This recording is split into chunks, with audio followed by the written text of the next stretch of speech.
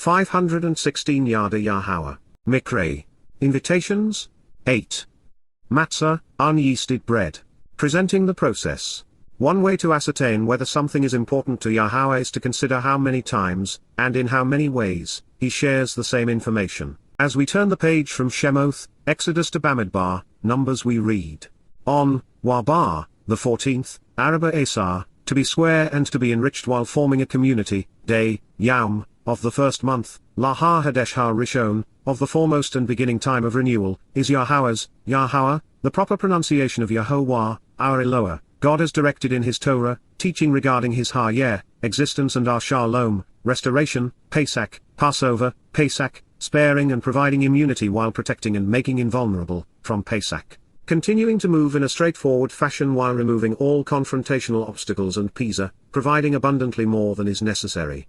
Bamidbar, Numbers 28:16. And on the 15th, Wabar Chamesh Asar, day, Yom, of this month, Lahar Hadesh Hazeh, time of renewal, is the Chag, festival feast, Chag, party and celebration. For 7, Sheba, promise and sworn oath, days, Yom, Matzah, unyeasted bread, Matzah, flatbread without the corrupting culture of yeast, addressing draining out and removing of the fungus of religion, should be 517 consistently consumed, a cow, should be continually and actually eaten, nephil imperfect. Bamidbar, in the wilderness, Numbers 28:17. On the Araba Asar Yom we are made square with God and then enriched by him as part of his community. This occurs on Yahweh's Passover, which makes this an invitation to meet directly with God. Based upon this explanation, to call Passover a Jewish holiday would be ignorant. The 15th of Abib is the celebration of celebrations, the day of days, the ultimate opportunity to party with our Maker.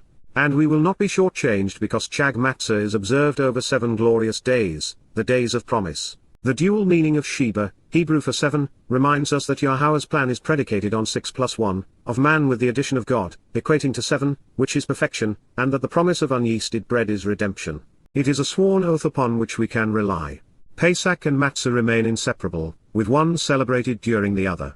They are the means to escape dying with men so that we can live with God. In the name of consistency, and by way of confirmation. During, in, the first and foremost, Ha-Rishon, the beginning, day, Ha-Yom, there is a Kodesh, set apart, Kodesh a separated and purifying, unique and very special, Miqra, invitation to be called out and to meet, Miqra, summons to gather for the purpose of being welcomed, for reading and reciting, to be greeted, from Kara, to be invited and summoned, called out and greeted. Bamidbar, in the wilderness, Numbers 28:18 in part. 518 A redemptive promise lies at the heart of God's business. Salvation is his doing, not ours. And that is why both Hebrew words for work, asar and aboda, appear along with the malakah in this passage. You should not engage in or perform, lo asar, you should not act to accomplish, any, shirl, of the work, aboda, labor, of the malakah, heavenly messenger, malakah, of the maternal spirit, feminine of malak, heavenly messenger, God's representative, spiritual envoy, and implement. Bamidbar, in the wilderness, Numbers 28:18. Rabbis are fully aware of the nature of the malakah. They know that she represents the maternal aspect of God. And because she is so often presented in concert with the Shabat, they refer to the malakah as Ha-Malakah Shabat, which they misrepresent as the Queen of the Sabbath. We are not qualified to do the work of our spiritual mother, the set-apart spirit. She is about Yahweh's business. The next statement begins very similarly to Kara, Leviticus 23:8, a passage we examined in a previous chapter. Come near and draw closer to, Karab, advance and approach, appear before and join together with, Hyphal perfect, the feminine manifestation of the fiery light, Isha, the maternal aspect of God's warmth and light, feminine of Ish, individual and Esh, fire, to rise up, Ola, to ascend, from Allah, to go up and to meet, rising and descending, to approach, La, to draw near, Yahowah, a transliteration of, our Eloah, God as directed in his Torah, teaching regarding his higher, existence. There should be for you all, Hayala Atom, 519 Shanaim young bulls, Ben Par, adolescent male bovines, from Para, to thrive and be productive, to encourage being perceptive, contemplative, and discerning, seeking out and considering the available information and then responding appropriately, Baqar, seeking to grow and be fruitful, especially thoughtful in the dawn's early light, from Baqar, to inquire about, consider, and reflect upon, and one lamb, Wa el Ekad, and only a single ram. unique and distinctive, the capable and protective leader of the flock representing the framework of the doorway, as well as, 7, Sheba, affirming the promise, male adolescent, Ben, lambs, kibs, to overcome being controlled and subdued, subjugated and enslaved, each a year old, Shana, perfect, without any defect, Tamim, unblemished and unimpaired, innocent and guiltless, and completely sound and pure, from Tamam, to completely fulfill. Bamidbar, in the wilderness, Numbers 28:19. It is following Aboda, the work of the Malakah, maternal spirit and heavenly messenger that the words Karab, Isha, and Ola shine brightest. Karab means to come near and draw close. It speaks of advancing to appear before someone with whom we should want to join together with and associate. Karab, written in the hyphal perfect, reveals that our initial approach to the Malakah causes her to reveal the Isha, feminine and maternal manifestation of her genuine warmth and dazzling enlightenment. Transliterated Isha, the word is the feminine variation of Ish, masculine individual. As Isha, it conveys female, feminine, woman, wife, and maternal. When the same three letters are rendered as Isha, it is the feminine of Esh, fire, which is how Yahowah revealed himself to Moses and the children of Yisrael. Isha is the maternal manifestation of God's fiery light which burns brightly. It depicts the feminine aspect of God's 520 nature, warmth, and light. It is by being enveloped in the Malakah's fiery light, and maternal warmth that we Ola, rise up and ascend to Yahowah. This is the purpose and result of Pesach, Matsah, and Bikuwrym. It is how we approach God. Ola, translated as to rise up, is from Allah, a verb which conveys to go up and to meet, rising and ascending. It is not only based upon Allah, Ola is indistinguishable from its root in the original Hebrew text. Whether you concur or disagree with my reasoning, you now know that it was by searching the roots of these three words and then rendering them using their primary definitions that I translated Bamidbar, Numbers 28:17-18 as you have seen. I wanted you to have my explanation because my translation is radically different than what you will encounter in other publications. For example, the JPS reads, "In the first day shall be a holy convocation, ye shall do no manner of servile work, but ye shall present an offering made by fire, a burnt offering unto the Lord, 2 young bullocks, and 1 ram, and 7 he-lambs of the first year, they shall be unto you without blemish." Might it be reasonable to ask, if ye shall do no manner of servile work, how are ye supposed to present an offering made by fire? And why do you suppose the Lord wants to endure the putrid smell of singed flesh as a result of a burnt offering? While I will not waste my time or yours trying to explain how they came up with any of this, I will affirm that there is nothing in the text which can be accurately rendered, holy, convocation, servile, present an offering, made by fire, a burnt offering, or the Lord. And while I would always encourage you to do your own inquiry, after a thorough investigation and full 521 disclosure, I am confident presenting. During, the first and foremost, Rishon, day, Yom, there is a Kodesh, set apart and very special, Kodesh Miqra, invitation to be called out and to meet, Miqra. You should not act to accomplish nor perform, any, shirl, of the work, Aboda, of the Malakah, maternal spirit and heavenly messenger, Malakah. Bamidbar, Numbers 28:18. Come near and draw closer to, Karab, the feminine manifestation of the fiery light, Isha, to rise up, Ola, to approach, Yahowah. There should be for you all, Hayala Atom, 2, Shanaim, young bulls to thrive and be productive, Ben to encourage being perceptive, contemplative, and discerning, seeking out and considering the available information and then responding appropriately, Baqar, and 1 lamb, the capable and protective leader of the flock representing the framework of the doorway, as well as 7, to affirm the promise, Sheba, male adolescent, Ben, lambs to overcome being controlled and subdued. Subjugated and enslaved, kibs, each a year old, Shana, perfect, without any defect, unblemished and unimpaired, to completely fulfill the promise to purify, Tamim. Bamidbar, in the wilderness, Numbers 28:19. As we have surmised, the concluding portion of this instruction is particularly enlightening. It begins with the plural of you, meaning that this is for all of you. Beyond being a good score in golf, speaks of thriving and being productive, something we should all seek in life. Baqar, which is commonly rendered as from the herd, actually encourages us to be perceptive, to be 522 contemplative, and discerning when seeking out and considering the available information so that we can respond appropriately. The Baqar seek to grow by being especially thoughtful early in the day. There is also much more to the Ekad than 1 male lamb. This ram would be unique and distinctive as the capable and protective leader of the flock. He would also represent the framework of the doorway to life in God's home. To Sheba is to affirm promise, in this case to Kibs, overcome being controlled and subdued, subjugated and enslaved. This would be achieved through Tamim, by completely fulfilling the promise to purify. Every word paints a picture of what Yahowah is offering to his children. And yet, should you prefer a more mundane approach, feel free to do as God asks and ignore these implications. As for me, I'd much rather understand something than thoughtlessly do it. Our souls are equated to fine grain, which is why yeast, as something which permeates and can sour a loaf of bread, is used as a metaphor for corruption. Likewise, olive oil, which can heal, nourish, and provide light, is a symbol of the Spirit. Therefore, God said. In addition, perform by acting upon and engaging in, asar, consistently do what is required to genuinely profit from, imperfect, an apportionment, mincha, bestowing a gift, of fine flour, solith, grain with the hull stripped away, leaving only the pure inner kernel, mixed with, bar, combined with, 3, shalosh, tenths, Isharown, a tenth part, from Asher and On, considering all things related to being enriched while forming a community, olive oil, Sheman, with the bull, par, male bovine.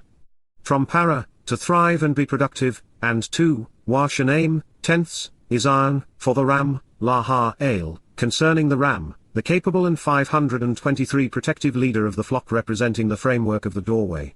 Bamidbar, Numbers 28:20. Engage to profit from, asar, act to benefit from by expending the energy to bring about, imperfect, 10 measures of a tenth part, Isharown, 10 tenths of enrichment to the 10th power, for each one, ekad, of the 7, Sheba, to honor the promise of, male lambs, kibs, to overcome being controlled and subdued, subjugated and enslaved. Bamidbar, in the wilderness, Numbers 28:21. Isharown encourages us to consider what it means to be enriched as a member of a community, in this case by becoming part of the covenant. And when Isharown is multiplied by Isharown, the intent is to enjoy the cumulative effect of being enriched to the 10th power as part of the covenant community. The Lamb of God provides complete vindication, which is why 10 tenths of oil is to be included with it. It is symbolic of being completely immersed in the Spirit. Daud was the Lamb of God, and not a goat when he opened the door to life on Passover, and yet, the Messiah's soul was scapegoated for us, purifying us by accepting our Miqra'ey upon himself to fulfill unyeasted bread. Therefore, God said. Also, ekad, a single, male goat, sire, a satyr or scapegoat, from Sar, the lifeless and tempestuous storm perpetrated by a fearsome demon, to cleanse iniquity, chatteth, to purify and expunge the penalty of incurring guilt, from chatter, to miss the way, be wrong, and go astray, providing reconciliation for you, la kafar al-atom, covering it over on your behalf by paying a ransom for you, to annul and atone, releasing you from any disagreement, and to make amends for you, pardoning and forgiving you. Bamidbar, in the wilderness, Numbers 28:22. 524 Yahowah's approach to forgiveness occurs through kafar, covering over our chatteth, propensity to miss the way by immersing us in the aforementioned light of the malakah. To kafar is to reconcile a relationship. It also speaks of paying a ransom to release us from any disagreement we may have with God. To kafar is to make amends by pardoning and forgiving. In so doing, the Israelites were given the opportunity to appreciate the role the Savior would ultimately play in their salvation. When it comes to the perfect fulfillment of the Miqra'ey of Pesach, Matsah, and Bikuwrym, even Kippurim, once would be sufficient. As a result, individually and as part of the whole, min la bad, besides being set apart, you should engage in and act upon these, asar eth expending the energy to capitalize upon these opportunities to rise, ola, to ascend, from Allah, to go up and to meet, rising up and ascending, in the morning to encourage being perceptive, contemplative, and discerning, seeking out and considering the available information and then responding appropriately, Baqar, Boka, seeking to grow and be fruitful as the sun rises. Especially thoughtful in the dawn's early light, from Baqar, to inquire about, consider, and reflect upon, which, to reveal the benefits of the relationship, Asher, to show the way to get the most enjoyment out of life, continuously provide the ability to ascend, la tamid, to constantly rise. Bamidbar, in the wilderness, Numbers 28:23. While it is just a suggestion, it's a very good one.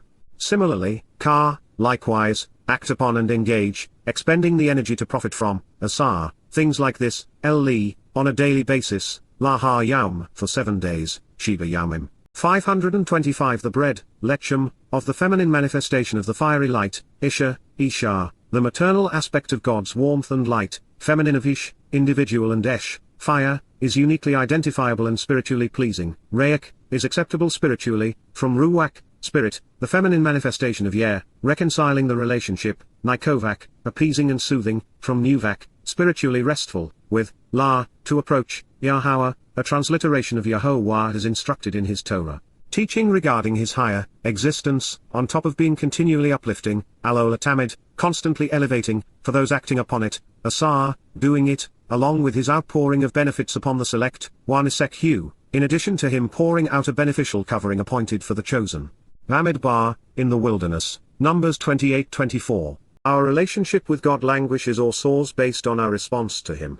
Those willing to expend the energy to act, profit from what he is offering on a daily basis. Among the things we should capitalize upon is the lechem, bread offered by the feminine manifestation of God's fiery light.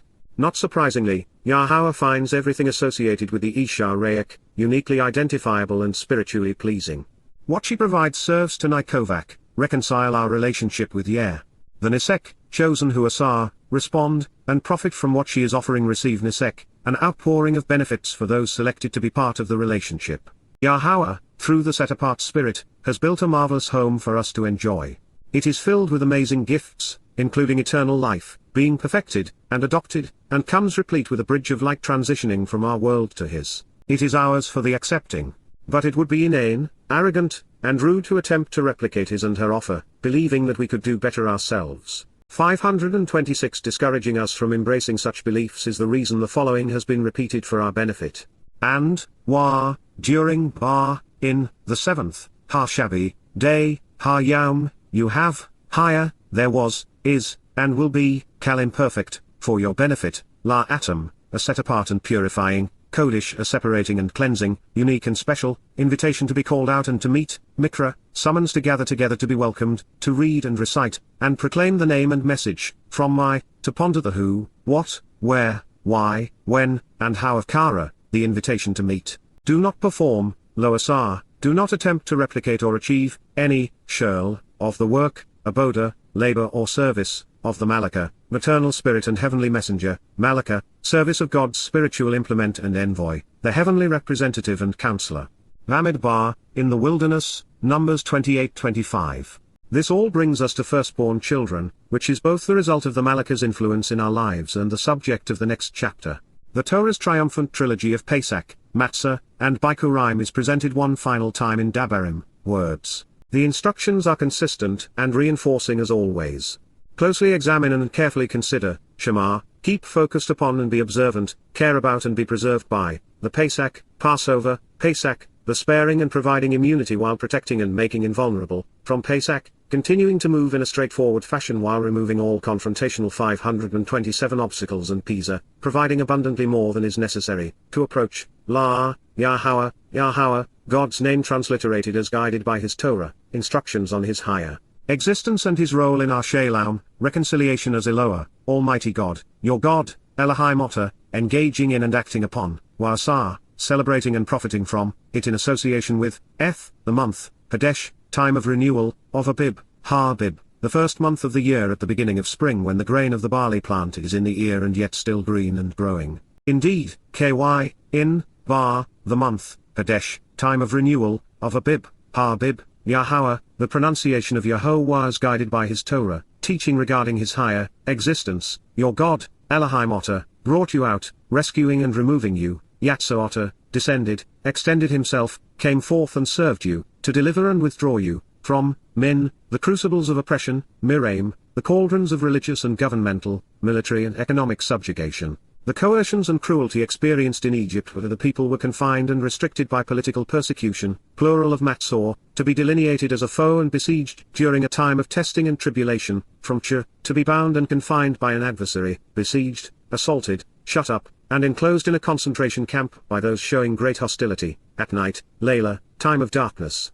Dabarym, words, Deuteronomy 16:1. We observe Pesach by closely examining and carefully considering Yahowah's commitment to remove his people from the crucibles of human oppression, delivering us from religious and political subjugation. And then once we know and understand what this means to us, we are asked to act upon and engage in Yahowah's offer during Abib. 528 Christian theologians claim that the feasts are Jewish holidays. But once again, according to Yahowah, Passover, like UnYeasted bread, is his. It is the doorway to his home. We have come a long way, and we have learned a great deal, since we began contemplating the implications of Yada Yahowah. The phrase Yahowah reinforces more than any other. It quite literally explains the purpose of the Miqra'ey, and especially the result of Pesach and Matsah. To live with God, we must walk away from the corrupting culture of man. Yada, I have withdrawn and removed you from religious oppression and political persecution, is also indicative of the covenant. As its lone prerequisite, Yahowah brought Abraham out of Babylon, and the commingling of religion and politics. Knowing how difficult it is for us to walk away from the oppressive, confusing, and corrupting culture of countries and institutions, God provides and assists, and with a strong hand he extends himself to deliver us from the worst of the human experience, freeing us to choose a relationship with him instead of religion. Yahowah would not only provide the lamb, but he would also meet his people in the place he chose. But to appreciate these things, we are going to have to delve deeply into the words, just as we did when we reviewed this declaration in the first of the Pesach chapters.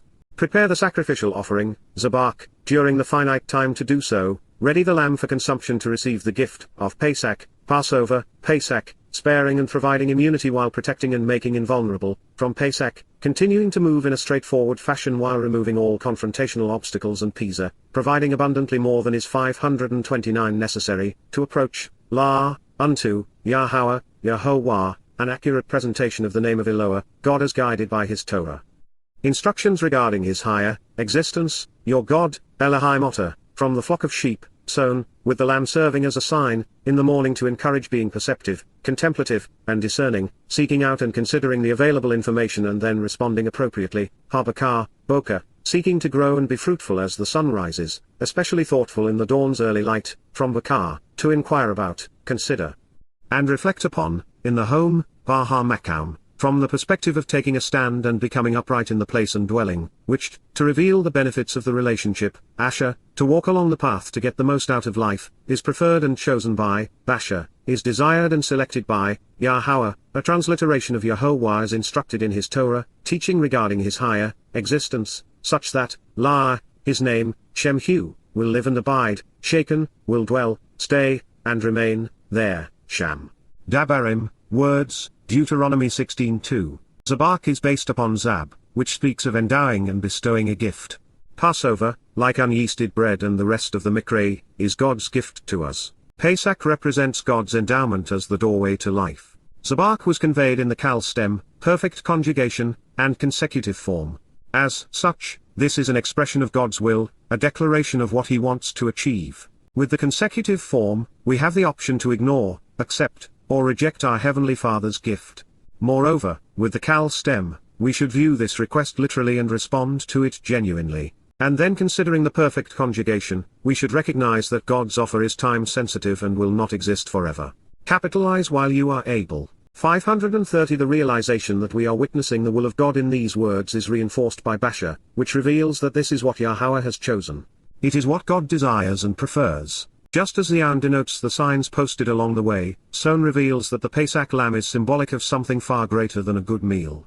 Similarly, while Baqar is indicative of a large herd, the same three letters can be vocalized to convey a much more interesting palette of ideas.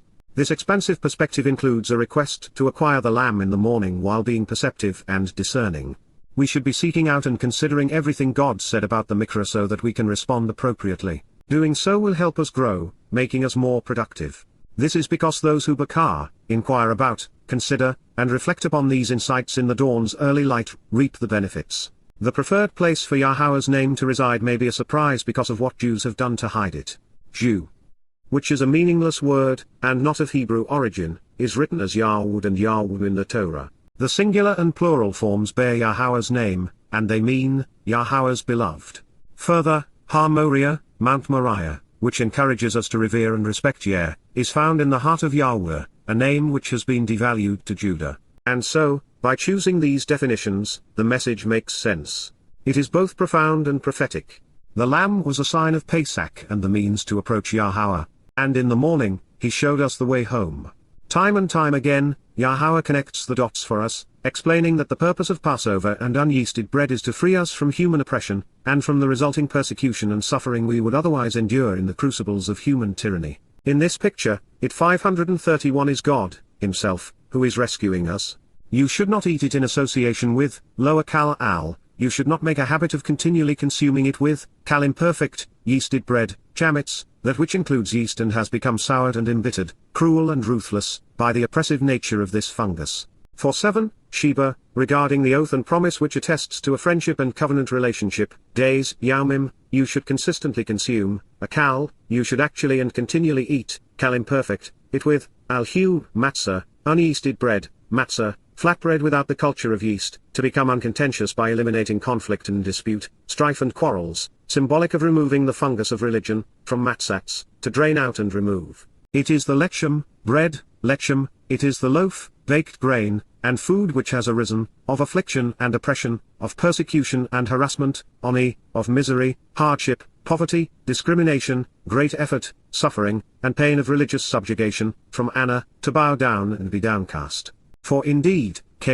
because, you were brought out and taken away, withdrawn and removed, Yatsah, you were led away, kal perfect, from, men, out of, the realm, eres, land and region, of the religious and political oppressors, Miqra'ey, of the despots and tyrants within the cauldrons of military and economic subjugation, the authority figures in the place of coercive cruelty where slaves were confined and restricted by political persecution, considered foes, besieged, and assaulted as if shut up inside a concentration camp, with, a sense of great urgency, chipazan, the imperative to act quickly in anxious anticipation with some apprehension regarding the consequence of inaction, from chaff, clean and 532 chafaz and own, to appreciate the sense of urgency and need to act immediately concerning the alarming situation. In response to this, Laman, based upon receiving this answer and with regard to the intent of this witness and account, you should always remember to proclaim this, Zaka'eth, you should continually assert the message publicly so as to recall this and remind yourself of it, all, Shirl, the days, Yawmim,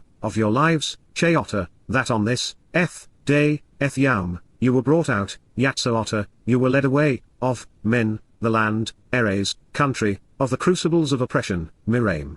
The cauldrons of religious and governmental, military and economic subjugation, the coercions and cruelty experienced in Egypt where the people were confined and restricted by political persecution, plural of Matsah, to be delineated as a foe and besieged, during a time of testing and tribulation, from to be bound and confined by an adversary, besieged, assaulted, shut up, and enclosed in a concentration camp, by those showing great hostility. Dabarym, words, Deuteronomy 16:3. Oni is from Anna, meaning to be bruised and to be cast down. It speaks of humbling humiliation by way of human oppression and subjugation.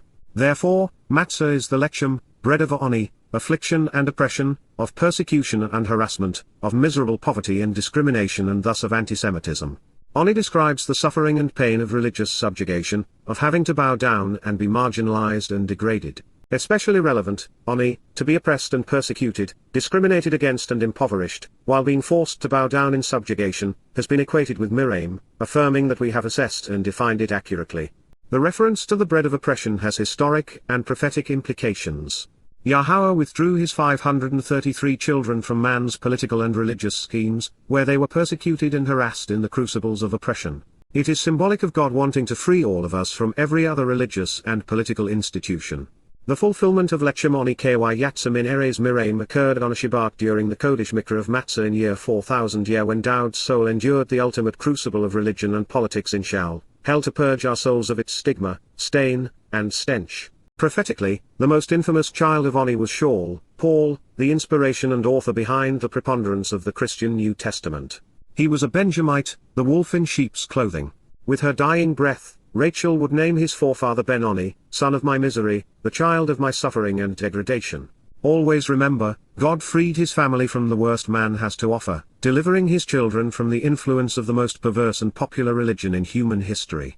He wants us to be free, not enslaved, enriched, not impoverished. As we have seen, it was out of a sense of chipazan, great urgency, replete with anxious anticipation, even an imperative to move quickly, apprehensive of the consequence of inaction, that Yisrael was withdrawn from Oni Miqra'ey.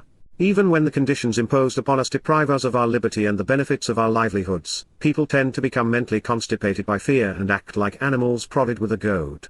As more recent proof of this assessment, consider how people around the world capitulated to the demands of political leaders who imposed restrictions far more deadly and destructive than the virus, all with intangible results that their restraints caused increased mortality. To completely purge us of all traces of religion, removing it from our account, Daud's soul was separated 534 from the realm of the living, even from Yahowah, and the set-apart spirit. So, as the sun set on Passover, the long night of unyeasted bread began.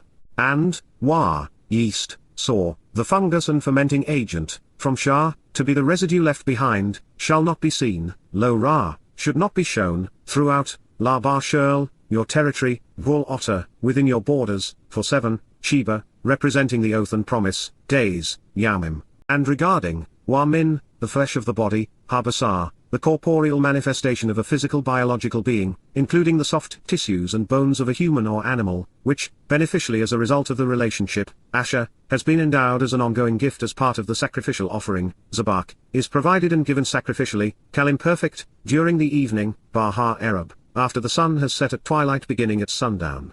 With connotations ranging from to be pleasing and become acceptable on the positive side to the implications of trading one thing for another on the negative side, of the first and foremost day, Bar Ha-Yom Ha-Rishon, it shall not remain overnight, Lo-Lin, will not spend the night or stay during the night, ceasing to exist and occupying space in the physical world, Kalim perfect, until morning, La Ha-Boka, approaching the sunrise.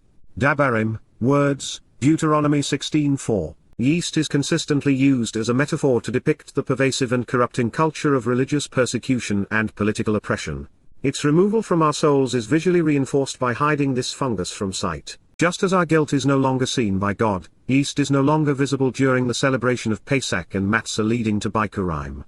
That is to say that our rebellion against God has been wiped away, making us appear perfect in His eyes because the Messiah took it from us and left it in Shaul. 535 This instruction was written as Ra, shall not be seen, rather they should be removed or should be thrown away, because as a result of Matsah we are seen as having been purified in God's eyes. He no longer sees any of our prior mistakes. The perversions of religion and politics are expunged from our souls in the same way that, with light, we no longer see the darkness. God never misses an opportunity to remind us that His plan is predicated on His universal formula. It is the model of creation, of the Shabat, and of the Miqra'ey. As a result of what our shepherd has done for us, our prior religious affiliations are no longer seen. As we are aware, the purpose of the Passover lamb is to extend our lives, and in conjunction with unyeasted bread, replace the darkness of religion with light, so that we can appear in God's presence. The lamb is sacrificed so that we might live. Therefore, those who observe Pesach are spared and revived, not the lamb. Rather than being resurrected, as is the foundational claim of the world's most popular religion, the body of the lamb is destroyed during the night. When Daud fulfilled his role as the Passover lamb and his corporeal nature was placed in the tomb, what was left of his scourged and crucified basar, flesh of his body Lo-Lin, ceased to exist during the night. Therefore, Christians who advocate the ludicrous notion that Jesus was resurrected bodily, neither understand nor accept Yahweh's Passover instructions. The holiest day on the Christian calendar is predicated upon a myth, one which deflects believers' attention from Yahweh's provision. This resulted in the conditions the Messiah reported prophetically to Daniel. So that there is no misunderstanding, this next statement is prophetic, not historic. It comes to us in Moses' voice in Dabarym, not Yahweh's in Shemoth. 536 Therefore, it looks forward to the time the Israelites would live in the promised land, not backward to their wilderness wanderings. And in that light, the first Pesach, Matsah, and Bikuwrym celebrated after crossing the Jordan River was in full view of Mount Moriah, something we will contemplate in the next chapter. While we have been over this material before, it bears repeating.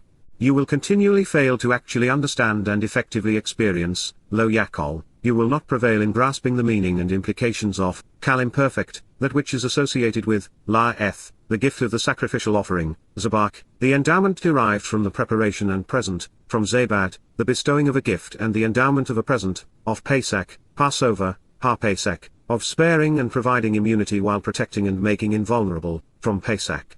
Continuing to move in a straightforward fashion while removing all confrontational obstacles and pisa, while providing abundantly more than is necessary, within the context of one-off, bar ekad, your interpretations and reasoning, sha'ata, your thinking, calculations, and estimations regarding additional assemblies, from the verb shah, to think, reason, calculate, estimate, add to, or reckon, which, to show the way to the benefits of the relationship, Asher. Yahowah, the pronunciation of Yahowah as guided by his Torah, teaching regarding his higher existence, your God, Elohim Otter, is placing before you as a gift to approach, Nathan Laughter, is bestowing and offering to you. Dabarym, words, Deuteronomy 16:5. To begin, scholars are wont to render lo yakol as you shall not dare. But negated, yakol more accurately conveys you will not be capable of successfully experiencing or understanding, neither grasping nor effectively processing, the meaning of, the gift of 537 Passover, so as to prevail in this regard. Further, lo yakol was scribed in the Kal imperfect, which speaks of an actual and ongoing condition that is not resolved by time, and so, it would be. Religious and cultural Jews have made a mockery of Passover and have essentially forgotten UnYeasted bread. A seder is all but devoid of lamb, with a single, often meatless, bone tossed on the side of the plate. There is no mention of Pesach providing the opportunity to be withdrawn from religion, of it providing the door to life, or of Passover serving as the portal to the promised land. Yeast is removed, not hidden, and there is no association between this fungus and either Oni or Miraim, religious and political oppression and degradation. For cultural and religious Jews, both days simply commemorate historic events such that there is no understanding of their redemptive implications. Moreover, they are universally disassociated from Yahowah, rendering them moot. Especially lo yakol is the rabbinical mandate to disavow Daud's role as the Passover lamb. This life-robbing crime was exacerbated by Jewish religious interpretations. Rabbis created their own spin on Yahowah's mode, recasting them beyond recognition. They would be flavored by the Talmud, not described in the Torah, and seasoned with cultural traditions rather than God's guidance. To fully appreciate what Yahowah is offering, recognize that Pesach is a bark, a gift which provides an endowment by way of a sacrificial offering. We are not personally making a sacrifice. We are not offering God anything other than a proper response. And that is impossible without understanding. Then there are many potential meanings associated with Shah. It speaks of a gate, a door, and thus of an entrance. The concept of town is therefore derived from the idea that many villages at this time were walled and 538 thus accessible through gates. People assembled and congregated in these protected environments. However, had city, town, or village been what Yahowah wanted to convey, he would have used the Hebrew word for city, town, or village. But that is not the end of the possibilities, because the verbal form, which almost always defines the noun derivative, of Shah, which is written identically, denotes thinking, reasoning, and calculating the full measure of something. This then reinforces the understanding aspect of yakol. And speaking of connections, Nathan, which speaks of bestowing a gift, affirms that Zabak is a gift which is offered as an endowment. Failing to yakol as predicted, the Jewish publication Society Tanakh reads, "Thou mayest not sacrifice the Passover offering within any of thy gates, which the Lord thy God giveth thee." If they were right, Passover cannot be celebrated within Israel. Nevertheless, instead, Kym, that since, inasmuch, because on the condition, otherwise, denoting the independence of these thoughts, and differently, it is unto the place to reside, el ha-mak'ob, to the site, dwelling, office, source, and place to take a stand, where, to show the way to the benefits of the relationship, Asher, Yahowah, God's name transliterated as guided by his Torah, instructions on his higher existence and his role in our Shalom, reconciliation as Eloah, Almighty God, your God. Elohim Otter, prefers and has chosen, Basher, desires and has selected, for, La, his name, Shem Hu, his personal and proper designation, to abide, La Sarkin, to live, dwell, camp out, stay, and remain. Dabarym, words, Deuteronomy 16:6 in part. Turning to the words, ky can mean but rather, indeed or instead, and truly or surely. It can be used to emphasize a point or show a contrast. 539 is a conditional term. Rendered here as nevertheless, it suggests that our understanding of Passover is conditioned upon appreciating the mak'ob, place, site, source, home, and abode to Asher, provide the benefits of the relationship with Yahowah. Basher reveals Yahowah's will. Shem denotes name. And Sarkin represents a place to live, camp out, and abide. As we know, the places Yahowah has chosen for his name to dwell and endure are on Har Moriah and in Yarwood. Our Heavenly Father is revealing that the Miqra'ey are not arbitrary with regard to time or place. His invitations to be called out and meet have been and will be fulfilled precisely when, where, how, and why he has chosen. Moreover, he wants Yarwood and his covenant family, those in whom Yahowah's name resides, to capitalize upon what he is offering. There is where you shall consistently offer the sacrifice, Sham Shem Zabak, behold and pay attention to the name associated with the gift of the sacrificial offering, associated with, Pesach, Passover, in, Bar, the evening, Ereb, twilight, as, Kar, the sun, Shems, goes down, Bo, departs, at the appointed meeting and designated time, Mode, you were brought out, Yatsah, of, Min, the crucible of religious and political oppression, Miqra'ey, serving as a metaphor for societal subjugation. Dabarym, words, Deuteronomy 16:6.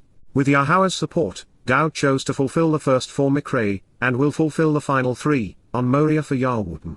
You should cook, wa bashal, prepare to roast, and eat it, wa kal, consume and be nourished by it, within, bar, the place, ha mak'ob, the site, location, area, home, and dwelling from ma, to question the who, what, where, why, when, and how of kum, rising to take a 540 stand, to be established and empowered, which, to show the way to the benefits of the relationship, Asher, to lead along the proper path to get the most enjoyment out of life, Yahowah, written as directed by his Torah, teaching regarding his higher existence, your God, Elohim chooses, Basher, desires, prefers, and selects, Kal imperfect, concerning it and with him, Bar-hu, within and through it. Dabarym, words, Deuteronomy 16:7 in part. Looking outward, we ascertained the locations Yahweh has chosen for his name to abide.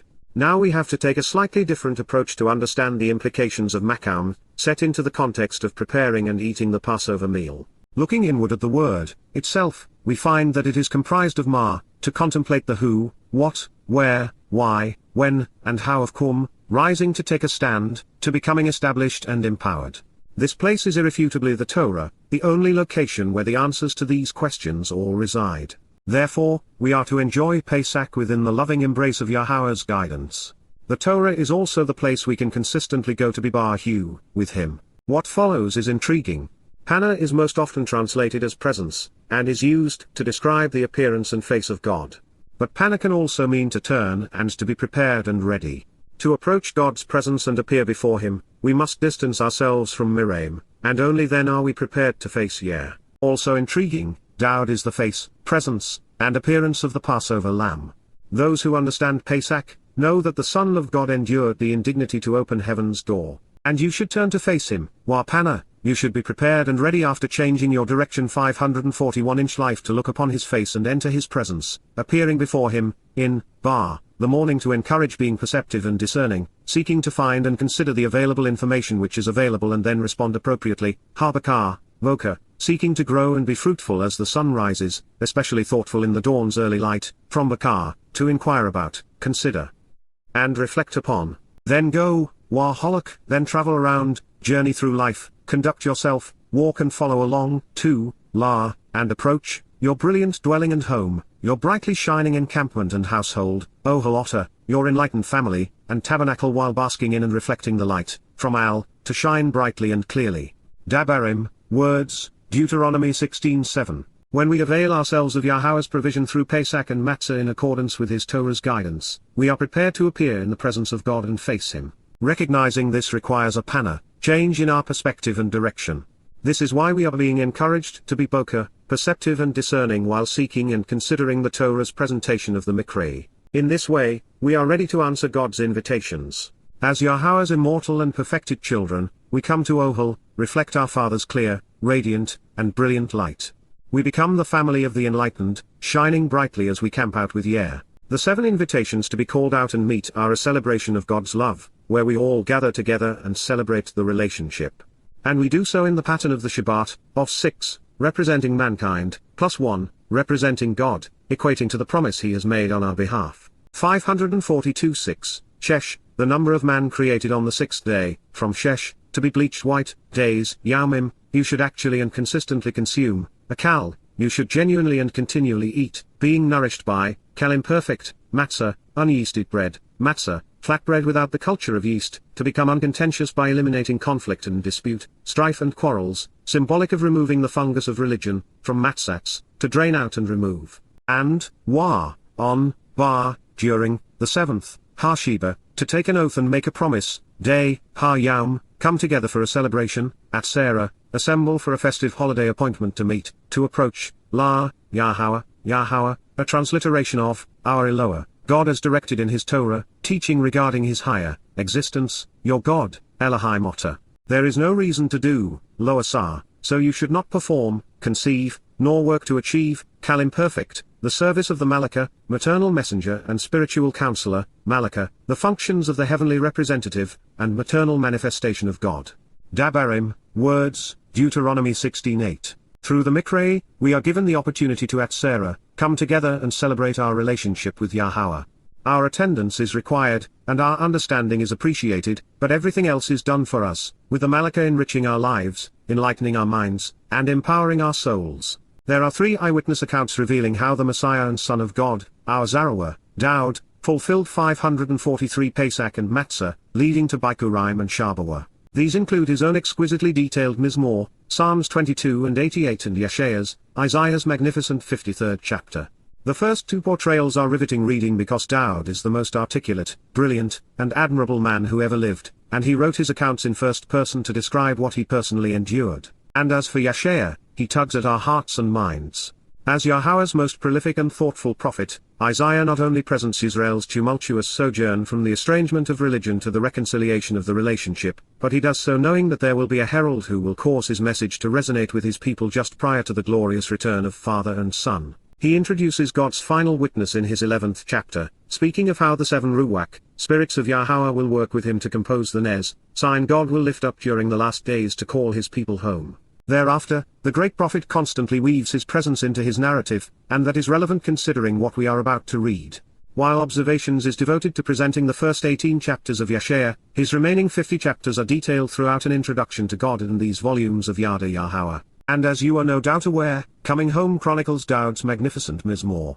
Since the opening statement in Yasha'yah 53 seems to be addressing the Yada Yahowah family of books, especially as Isaiah's prophecies are presented and explained in within them, we are going to commence our investigation in the 52nd chapter so that we know the topic being addressed, the timing of the narrative, and whether the voice is God's or his prophet. Awake, become alert, be roused from your stupor 544 and rise, yo.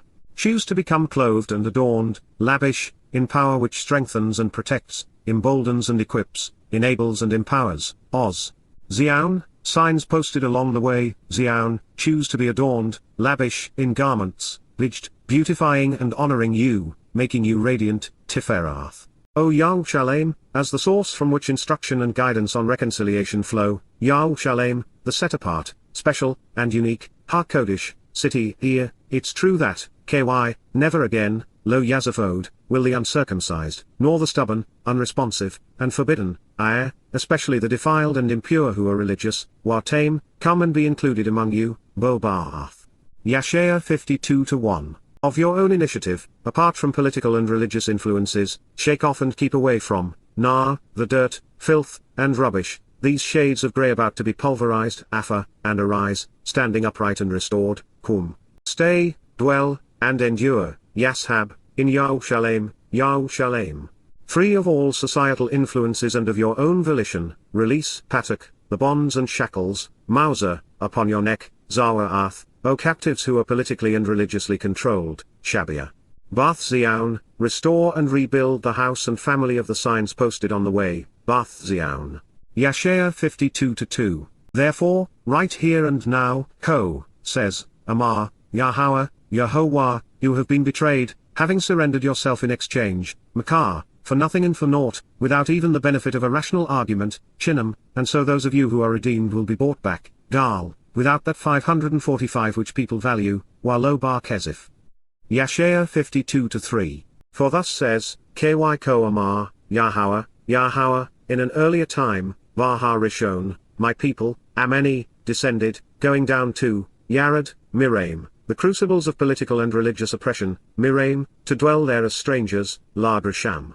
Then the Assyrian, Wa Ashur, oppressed and mistreated them, defrauded and exploited them, Ashak beyond measure and without cause, Bar Fees. Yasha'yah 52:4. So then, Wa Otter, why should I be concerned here, my La any Po, prophetically asks, Naum, Yahowah, since, Ky, my people, any am, are led away and accept this, Lakek, for nothing, without a valid reason, and in vain, Chinam. Their orators, political and religious rulers, those who exercise governmental and clerical power and authority over them, their sages, those who are considered wise and whose pontifications have become notorious, martial hue, lack understanding and exercise poor judgment such that they simply cry and scream while failing to offer reasoned conclusions or warranted insights. Yal, prophetically declares, Naum, Yahowah, while every day, continually and constantly, Watamid Shurl Ha Yam, my name, Shemeni, is despised, rejected, and treated with contempt, spurned, devalued, and disrespected, avoided and disdained. Nats.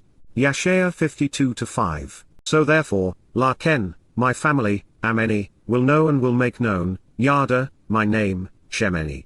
As a result, Laken, in that day, Baha Yawm Hu, indeed, Ky, I am he, any Hu, who will declare, Hadabar, behold, look now and see, here I am, Hine any.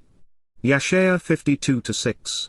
How suitable and befitting, desirable and 546 appropriate, especially pleasing, Mana, upon the mounts Al-Harim, is the stance, regal, of the person who proclaims the good news, serving as a herald and messenger in the flesh who announces, Basar, on behalf of those who are listening, Shama, reconciliation, restoration, and renewal, Shalom, of the individual in the flesh who conveys this positive and uplifting message, publishing the report, Basar, which is good, generous, and beneficial, Tob.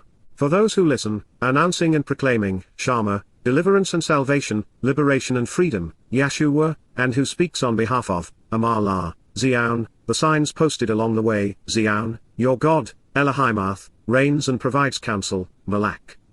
Yasha'yah 52-7. The lone voice of a singular individual will actually choose to actively engage to literally articulate that which has been communicated by, Kaul, your watchmen who have witnessed the future and revealed what is going to occur, arranging and laying out what they have seen before you, Zaphath. They will lift up, Nasa, the voice's proclamation, Kaul, all together and in one accord, Yador, singing joyously, Renan.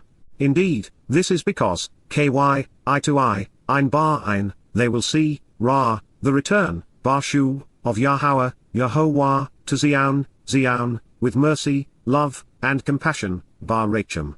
Yasha'yah 52-8. Choose to be serene while bursting forth, Patsak, shouting and singing for joy, Renan, all together as one, Yodor, desolated places, Shabar, of Yerushalayim, the source of teaching and guidance on reconciliation and restoration, Yerushalayim. For indeed, Ky, Yahowah, Yahowah, has shown compassion and has comforted, Nachsham, his family, Amhu, and, Wah, he has redeemed, Gal, 547 Yerushalayim, Yerushalayim, Yasha'yah 52-9.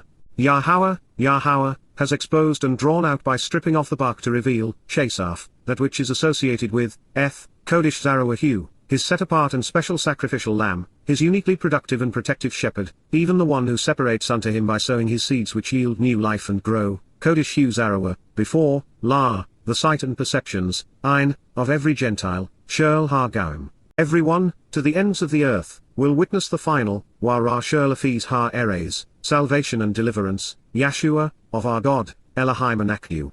Yasha'yah 52-10. Come, be removed by turning away, Sur, such that we are withdrawn from there, Yatsa min Sham.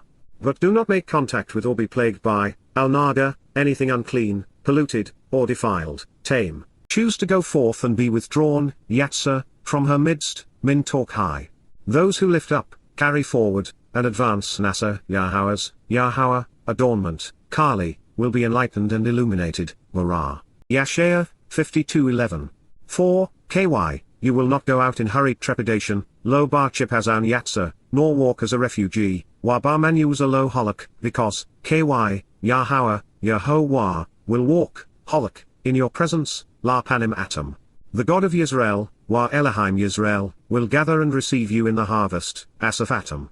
He will be called, Kara, the God of the entire earth, Elohim Shirl Ha-Eres.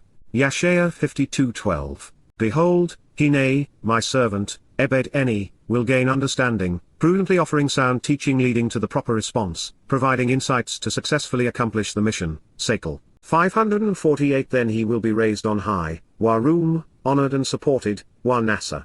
He will be increased in dimensionality to the greatest extent possible while his capability and influence, even his title and position will be elevated, Wa Gaba Maud. Yasha'yah 52-13. As a result, and for the benefit of the relationship, Ka Asher, many of the most repugnant and corrupt will actually, Rab Ken Mishaketh, be astonished and stupefied, stunned and then ravaged, Shamam, by you, Alotta. Comparatively, this individual's, Min-ish, perspective, his comprehension and understanding, Mer-hu, and his dignified appearance, Wa-tor-hu, will be well beyond the descendants of Adam, Min-beni Adam. Yasha'yah 52-14. Accordingly, Ken, he will choose to anoint Nazar, the most abundantly enriched of the Gentiles, Gawim Rab. Because of him, Al-Hu, the mouths of political rulers will be shut, Kapat Melech Payhem. Indeed, that which, for the benefit of the relationship, KY Asher, he has recounted and itemized in writing about them, Sapar Lahem, they will witness and be shown, Ra. And what they had not listened to, Wa Asher Lo Shama, will finally be understood, Bin. Yasha'yah, salvation is from Yeh, Isaiah 52:15. Our questions have been answered. This is in Yahweh's voice, and God is speaking to Yisrael, trying to get his people's attention so that they come home. Beyond knowing that the prophecy pertains to the last days before his return, Yahowah is affirming that he will deploy a final witness to herald his message to his people. Equipped with the knowledge, we are now prepared to consider what God says next, especially in the recognition that the chapter break between 52:15 and 53:1 is an 549 artificial contrivance set into the text by man. In actuality, this is all part of the same conversation and, thus, conveys the role the herald will play in making the connection between the Zarowa and the Pesach, effectively communicating the role Daud plays in our redemption.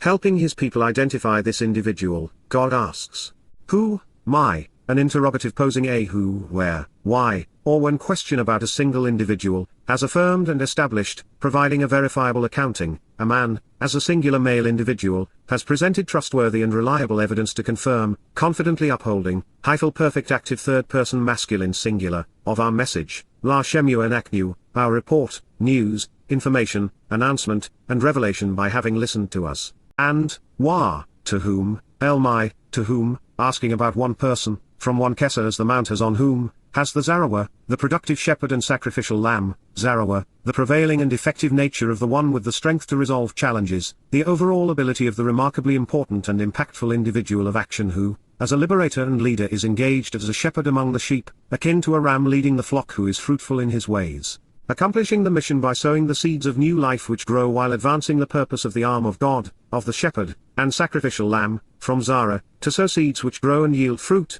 of Yahowah, the proper pronunciation of Yahowah, our Eloah, God has directed in his Torah, teaching regarding his Hayeh, existence and our Shalom, restoration, been revealed and made openly known, Galah, she was uncovered and exposed. Displayed and disclosed, needful perfect third person feminine singular. Yasha'yah, Yahowah saves, Isaiah 53:1. 550. The initial question is intriguing for many reasons, one of which is that there is nothing equivalent to these questions anywhere else in the prophets, and in this regard, there are only a couple of options regarding Shemu and Akdu, our message. This is either Yahowah bringing Yasha'yah into the conversation, telling us that they are in agreement, or R is inclusive of father and son, the Zarowa, since this is about his role in our salvation. It is also possible that an Aknu addresses both prophets and every prophet. Recognizing that R speaks of a unified position regarding the role of the Zarowa, man asks Israelites to identify a single individual, who is actively and publicly promoting an accurate and verifiable account of the Zarowa's identity and purpose.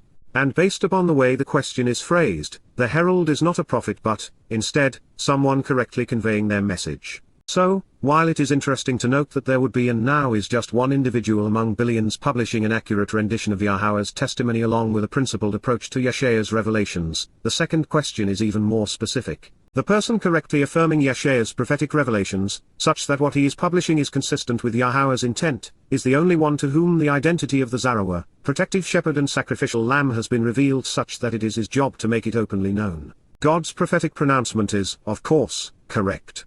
After 2,700 years of no one doing either, now, just 10 years prior to the fruition of Yasha'yah's prophecies and the return of the Zarowa, there is someone doing both of these things. And while that is very significant in and of itself, when these questions are posed before the most descriptive presentation of what would be achieved by the Zarowa, the implications are profoundly important. 551. Two of the most interesting insights into Zarowa, other than the word's versatility, are that it is based upon Zara, which speaks of sowing seeds which take root and grow, conceiving new life which is particularly productive, and it is feminine. This should not be surprising for two reasons. First, Daud's Nipesh, soul, which is also feminine, is the principal agency involved in the fulfillment of the Miqra'ey. The Zarowa's Baqar, corporeal body, is largely irrelevant. In addition, many of God's favorite titles, from Eloah to Torah, from Berith to Ruach, are feminine. While there are three Zarowa, Moses as a productive shepherd, Daud as the sacrificial lamb, and a little Azed sowing the seeds they have provided to encourage life, growth, and productivity within the covenant. Isaiah 53 is devoted to telling Daud's story. And yet, even with Daud bearing the titles of firstborn son of God, anointed Messiah, King of Yisrael, and Zarowa, the entire 53rd chapter is rejected throughout Judaism, with rabbis skipping over Yasha'yah 53 in their annual reading schedules. Since it clearly predicts that the role of the Passover lamb would be fulfilled, along with the purpose of unyeasted bread, this prophecy undermines the Jewish religion. Christian pundits claim Isaiah 53 for their misnomer, Jesus Christ, and yet somehow fail to acknowledge the sacrificial lamb's association with Passover. It is as if they can read the words and yet remain clueless as to what they reveal. Indeed, there have been a host of commentaries written on Isaiah, and yet, apart from Yada Yahowah, none of these has sought to more accurately convey the prophet's actual testimony or advance the connection between the Zarowa and its fulfillment. And none of these were composed by someone specifically addressed within the prophecy itself. Further, no one apart from the Yada 552 Yahowah series has identified one, much less all three Zarowa. This language is similar to that used in Yasha'yah 11 to present the Chota. There he was shown to be a sucker emerging from the original rootstock which brought forth the branch known as Daud. He will arise and be lifted up, Allah, he will ascend and grow by writing and recording what has happened and what will occur. Kal imperfect active third person masculine singular, similar to, Ka, the sucker, Ha Yaunik, the shoot growing out of the rootstock of an old stump or fallen tree, a more recent and smaller branch, before his appearance to prepare in advance of his arrival, La Panahu, in his presence, much like, Wakar, being comparable to, the rootstock, Ha-Shorsh, the source of nourishment which anchors the tree to the ground, the root of the family line, of the land after a long drought, Minerezia, of the earth deprived of rain, from a barren landscape which is solitary and alone, apart from Yah. His approach will not be perceived as particularly pleasing, because he will not provide a superficial outline or shallow two-dimensional sketch, lo Torah. What he delineates will not be predicated upon some preconceived physical characteristics, nor will he be distinguished based upon outward appearances, because he will dig well below the surface. He will not hold a high office, be a nobleman or king, he will not ascribe any value to the perceived status of others, nor will he be majestically attired, wahaya lo hada, he will not care about adornments, appearances, social status, heads of state, royalty, or being glorified, and he will not seek acclaim, from one Kesser, such that we would look to him, warahu, so that we would consider him, pay attention to what he is revealing, or perceive him. 553 as a witness, Kal imperfect. There is nothing readily apparent, while lo Miqra'ey, so there is nothing in plain sight or easily seen, nothing phenomenal in the form of spectacle, from Ma, to ponder the who, what, why, when, and how of Ra, what is seen, perceived, and considered, or is it by supernatural revelation or visions, such that we would desire him, want to be him, or be pleased by him, Wachamit, so that we would covet him, idolize him, or express our gratitude toward him, Kal imperfect. Yasha'yah, Yahowah delivers, Isaiah 53:2. Apart from his translations, insights, understanding, and guidance, he's nobody special. He is as Yahowah has described him. It is apparent that the Chota, sucker, is a quick study and deep thinker because he is able to correctly interpret Yasha'yah's prophecies while most have failed. The Naka, observant foreigner, is inspired by God, such that he can accurately convey the prophet's testimony. The Baqar, herald, is being lifted up as a Yaunik, shoot growing out of the Shorsh, rootstock of the promised land. Yahowah's Malak, messenger, will arise from a barren landscape, a solitary voice after a long drought. The specified mission of the final Zarowa, sower of seeds, is to prepare Yisrael in advance of Yahowah's appearance. Beyond this, he is a pretty ordinary fellow. You'd be hard-pressed to pick him out of a crowd. He will not be a politician, theologian, or superstar. He will not be particularly well-dressed or try to impress anyone, and no one will impress him because he has a complete disregard for authority. He will not seek acclaim or a following and will deflect gratitude to where it is deserved. And it is certain that he isn't going to sugarcoat the message to attract a crowd or grow in popularity. 554 The prophecies pointing to God's final messenger are prolific and obvious, and yet so unexpected that countless theologians have read right past them. Had we not been earnest in our desire to understand, diligently pursuing prophecies within their full context as we have here, creating accurate and amplified translations in the process, we may have remained unaware. But we would not have replicated the religious misappropriation of prophecies and reaping of titles by extracting phrases from their narrative such that they are misconstrued to bolster a religious notion. Therefore, Yahowah is correct in saying that the witness is typically overlooked. To find him, one has to be as committed to learning as God is to teaching. This known, what Yahowah inspired Yasha'yah to write about the Chota, this individual now presented as a herald, is consistent with someone who is impressive by God's standards, not man's. He, like Daud, will tend to be verbose, low-tone, never dumbing it down with a superficial outline. But unlike Daud, his herald Lo-Hadar is not a nobleman or king. The witness to the Zarowa would also differ from the one who was bequeathed with every imaginable accolade in that Lo-Miqra'ey. There would be nothing readily apparent about him that would chamid hue, inspire reverence or respect to the point of expressing one's gratitude as is appropriate for Daud. Although, it could also be said that Daud's physical body, at least during his second coming, may have been unimpressive. If so, there is no prophetic affirmation. To his credit, however, the Baqar does not seek accolades or to be honored. Frustrating to many, Lo-Hadar, he shows no partiality and does not ascribe to any form of human authority, nor does he value status. In nothing more than flip-flops and tropical attire, he is not adorned to appear royal or to enhance his position among men. Even with an entire chapter devoted to how Yahowah would equip and use the chota in Yasha'yah 11:555, the Zarowa's herald has gone largely unnoticed. God's final witness lies behind the words of the prophets and lets them speak for themselves. His credibility is derived from what Yahowah inspired other individuals to write 2,400 to 3,400 years ago. There is nothing phenomenal about what he has done, other than he responded as Yahowah asked and predicted. At 10 hours or more per day, 6 days a week, 50 weeks a year, for 22 years without monetary compensation while being constantly criticized, slandered, and sometimes threatened by the religious, the political and patriotic, and especially the conspiratorial, there isn't much chamid hue to covet or desire about the mission, albeit he loves it. Considering the scarcity of candidates and the importance of the message, Yahowah has sought to overcome the unimpressive nature of this man by mentioning him in this way, expecting that, by doing so, more people would listen. After all, why would Yahowah pose these two probing introductory questions after providing the answer in the previous chapter?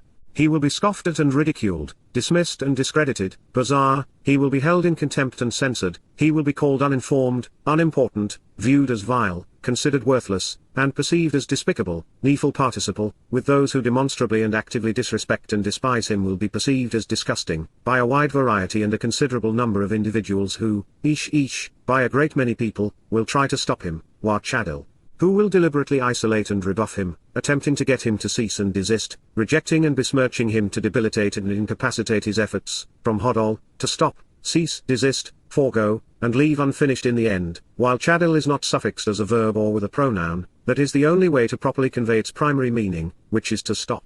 556 Even so, Yada will come to know, understand, and acknowledge why Yada, nonetheless, Yada will become familiar with, comprehend, and recognize, discover and disclose, noun participle active, actually, genuinely, and literally as a verbal adjective descriptive of an individual making the process of evolving from knowing to understanding to acknowledging active and demonstrative, from 1 Kaiser, the great Isaiah scroll unearthed above Qumran, where Yada is active versus passive in the Masoretic text. The implications of sorrow and suffering, mak'ob, the cause and consequence of being harmed and grieving by pondering the impetus behind the anguish of emotional reactions and being traumatized, from Ma, to consider the reasons behind Kab, agony and angst, of being plagued and afflicted by evil, Choli, of being sickened and weakened by a malevolent and malignant pandemic, mortally injured by the malady of holiness, from Shala, to weaken and sicken by an infectious disease. Chol, to twist and distort, and Chol, to profane by making common and thus to corrupt via the invasive nature of religion and government. And as such, Ka, accordingly and as a result, from him, Minhu, the presence, Hana, the appearance and facing it is turned away, is averted, muster, is avoided, hyphal participle active. We will censor him, slandering him as uninformed, unimportant, and disreputable as we scoff at and ridicule him, dismissing and discrediting him, Wabazahu, we will view him as vile, consider him worthless as we perceive him to be despicable, holding him in contempt, needful participle, with those who demonstrably and actively show disrespect and despise him will be seen as disgusting, from 1 Kesser where the verb was scribed with the subject written in the second person plural, we, rather than third person singular, he, and then suffixed with hue 557 vertical bar he is the object, because, we will not properly assess his contribution by contemplating what he has composed, lo chasab hue, we will not think and thus we will fail to consider the value of his account, we will not impute the proper credit to the reporting he is offering due to our collective failure to exercise good judgment, cal perfect, when we were actually afforded the opportunity to reconsider, we did not think. Yasha'yah, Yahowah liberates, Isaiah 53:3. The reason that those who speak for Yahowah are bizarre, scoffed at and ridiculed is because God is opposed to mankind's preferred control mechanisms, religion and politics. Moses and Daud were not exceptions, as even Jews turned against them. I know this all too well in that I've been the brunt of countless thousands of slanderous assessments and death threats by belligerents who barely know enough to be dangerous. So, truth be known, the little Z has greatly outpaced the two mighty Zarowa when it comes to bizarre, although it is a privilege I have come to cherish. While there is no joy in being despised for one's own mistakes, it is a sense of satisfaction which comes from being rebuked for sharing Yahowah's testimony with his people. This prophecy states that there will be a wide variety and a considerable number of individuals who will try to stop Yahowah's messenger. Only one man, Pharaoh, tried to stop Moses, and two, Shaul and Absalom, opposed Daud. So, once again, the little Z is unique among his brethren.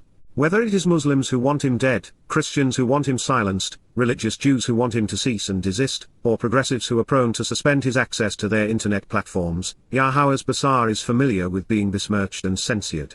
Personally, I'm pleased to see that Yahowah is acknowledging that his witness will need to have a 558 backbone and thick skin to persevere. Not only is overcoming adversity necessary to develop the character and courage needed to go against the crowd, but it is also how we develop empathy and compassion. It is what made Daud's life and lyrics exemplary. These realizations should also cause readers to recognize that there is no reason to be envious. I would not want Daud's job knowing the pain and suffering that comes with it, and you should not want mine unless you are immune to criticism. Yada is presented as a participle noun. This means Yada is actively engaged in pursuing mak'ob and choli, the implications of the trauma and suffering inflicted as a result of the plague we know as religion. This topic is pursued throughout Yada Yahowah and, particularly, in an introduction to God, observations, coming home, Babel, questioning Paul, and prophet of doom.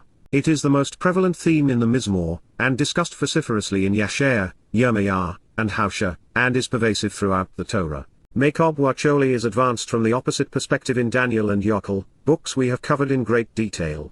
Also interesting is the correction from the passive to active voice found in the Great Isaiah scroll, 1 Kaiser, in this context. It means that Yada, the knowledgeable individual depicted by the verbal noun, is aggressively seeking to comprehend the cause and consequence of sorrow and grief while acknowledging the evil associated with the malady of holiness. These things are not being done to him, as would be the case in the passive voice. Therefore, we have not yet reached the portion of Yasha'yah's prophecy pertaining to the sacrifice of the Passover lamb. While that depiction will follow, the prophet is still instructing his readers about the herald who will be explaining these events rather than enduring them. 559 mak'ob is telling in this regard. If God had wanted to say that Yada was going to be harmed and suffer, not only would Yada have to be passive, carb, agony and anguish would have sufficed. There would have been no reason to augment it with ma, to question the who, what, where, why, when, and how implications of sorrow and suffering. Choli, which is often transliterated as holy, is addressing the source of afflictions Yada is investigating. Choli is the malady of holiness, the plague of evil known to the world as religion. It is the most viral pandemic to infect and debilitate humankind. And so, while all three Zarowa spoke out against religion, none were plagued as a result of being religious. Moreover, this is a cerebral exercise, introduced by Yada, to know and understand, to recognize and acknowledge. The witness will assess the cause and implications of being harmed by the malevolent and malignant pandemic of holiness. This prophecy, much like the one attributed to the Son in Yasha'yah, Isaiah 9, is so integrated into Christian mythology. The realization that the opening lines are focused upon the herald who was chosen to report what occurred when the Zarowa fulfilled Passover, rather than Jesus, will be difficult for many to accept. And yet, the reasons Yasha'yah conveyed his portrayal of the sacrifice as the Passover lamb in this manner have profound implications that we'd be wise to consider and acknowledge. Yahowah, through his prophets, and in particular Moses, Daud, Yasha'yah, Yirmiyah, Hosea, and Zechariah foretold what he was going to do for his people. He provided prophecies delineating when, where, and how Father and Son would honor the promise to redeem Yisrael, even explaining his Son's motivations in addition to his people's renunciations. Ignoring all of this, on Abib 14 through 16 in the 560 Yabel year of 4000 year, the 3rd through the 5th of April 33 CE, when the Zarowa did exactly what he had avowed, no one recognized him. Exacerbating the problem, the religions of Judaism, Christianity, and Islam would arise because of his people's collective failure to appreciate what had transpired. 2000 years later, nothing has changed. Jews parade around under the star of a false Messiah, deny the fulfillment of the Miqra'ey, treat Tao as a pariah, prefer their onerous religion to a liberating relationship, and go apoplectic at the mention of Yahweh's name. Christians have systematically robbed the Zarowa, Ben El, and Hamashiach of his every accolade and achievement to prop up the absurd myth of Jesus Christ while replacing the Miqra'ey with Babylonian holidays. As for Muslims, the Islamic era begins immediately after the satanic verses with Muhammad's ill-fated attempt to convince Yathrib's rabbis that he was the awaited Messiah.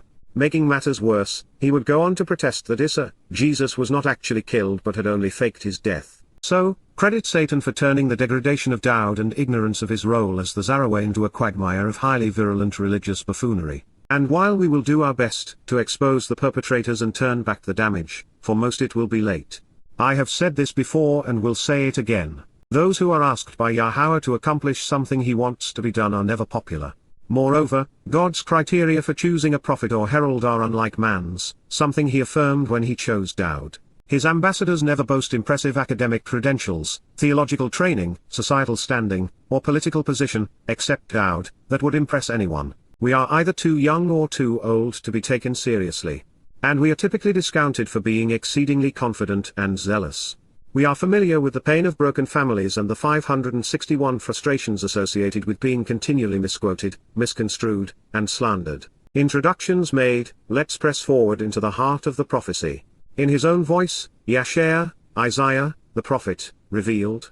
Surely, Arkan, it can be verified as accurate and true that indeed, the malignant and malevolent pandemic of twisted perversions which plague and weaken us, surely enact you, the infectious and injurious diseases which sicken us and our religious maladies which mortally wound us by distorting the truth, he will lift from us, accept, and carry away, Hunasa, he, the Zarowa, will, himself, sustain on behalf of the relationship and remove at this moment in time, actually forgiving. Cal perfect third person masculine singular active. The cause and consequence of our pain and suffering, wa mak'ob and yakol, the questions which anguish us and make us miserable and the implications of our grief, from ma, to consider the reasons behind kab, agony and anguish, he will incur and bear them, sable hem, he, Dowd, will pull them away, initiating the process to bear them as if they were his burdens to remove, cal perfect. And yet, we assess his overall contribution as, an yakol chase hab hu, we will think and consider him, the Zarowa, cal perfect, poignantly inflicted, naga, demonstrably damaged, befallen, and plagued,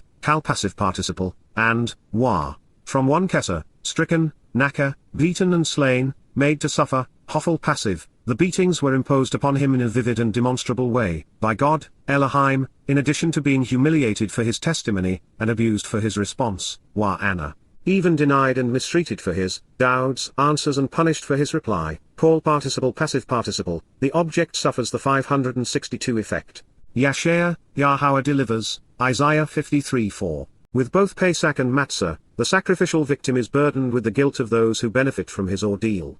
And in this case, the Zarowa, Dowd, chose to redeem his brethren by accepting the consequence and penalty they would otherwise have been due.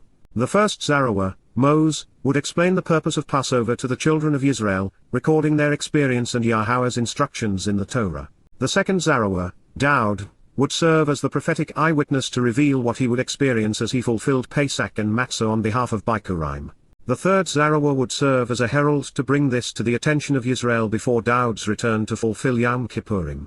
There are two familiar terms, sholi and mak'ob. However, the verbs pertaining to them are very different than what we experienced in the previous statement. With the fulfillment of Passover and Matsah, we are assured that the choli, religious perversions which have plagued us were lifted from us and taken away by the Zarowa. Likewise, while mak'ob, that which was responsible for our pain and suffering was sable, incurred by Dowd's nipesh, soul as part of his sacrifice. In addition, there is a reoccurrence of the verb, chashab, to assess, but this time it is not negated and is directed toward naga and naka, inflicted and stricken. This indicates that the Jewish people would wrongly assume that the Pesach ale suffered because God saw fit to punish him for his sacrifice, which is a very disturbing perversion of the truth. And yet, so much of Jewish history is stained by the people's collective failure to appreciate the role Dowd played as the Passover lamb. Especially intriguing is the inclusion of Anna at the end of the sentence. Relative to the sacrifice of the Pesach 563 Anna has long been one of my favorite words because its light and dark implications are so fitting. Anna's primary definition is to reply, respond, and answer, as well as to provide testimony. As such, Yahowah encourages us to reply to his Miqra'ey, invitations to meet. The implication is that those who respond to God in this way will be welcomed into his home and family. Therefore, Yahowah allowed his sons Nefesh, consciousness to be afflicted and abased on Pesach and Matsah so that we could respond to his gift and celebrate by availing ourselves of the result on Bikuwrym and Shabuw'ah. Those who Yahowah are not by God from the perspective of the word's most positive and negative connotations. He will be pierced through, it, Daud's corporeal body, will be fatally wounded by the penetration of sharp objects into the body, then profaned, defiled, desecrated, and dishonored. Polal passive participle, the one suffering endures the effect in an uncommonly brutal manner, for us breaching our relationship through religious and political rebellion, min pasha and akdu, for our national, cultural, and societal revolt, our defiant crimes and transgressions, our insurgency against authority, and casting off our former allegiance, from parsa, pervasive missteps, Paul passive participle. Then he will be broken apart and crushed under tremendous pressure. Wadaka, he, Daud's Nefesh, consciousness separated from the body, will be placed under tremendous compression and gravity, corrected by referencing one Kesser, for our guilt because we were wrong, min a1 and akdu, because we pervert and corrupt as a result of our immorality, iniquity, depravity, and resulting punishment, from awa, to bend and twist, to distort and pervert. So, also, from one Kesser, the punishment, Muzar, 564 chastisement and rebuke, discipline and correction, the shackles and chains, will be upon him, al-hu, will be on him, the Zarowa's Nefesh, soul, for our reconciliation, Shalom and Aknu, our complete restoration, our well-being and benefit, our tranquility and peace, our safety and salvation, from Shalom, restitution and recompense, payment for restoration. So by his scourging blows, Wabar Shabuw'ah, then with stripes from a whip which left him, Daud's body, wounded with black and blue welts and deep bruising, from Chabar, to league and ally together, to unite and be bound, we will be restored, healed, and repaired, Raphalah Nakyu, we will be mended and made whole, having all sickness and disease removed, promoting complete renewal and restoration.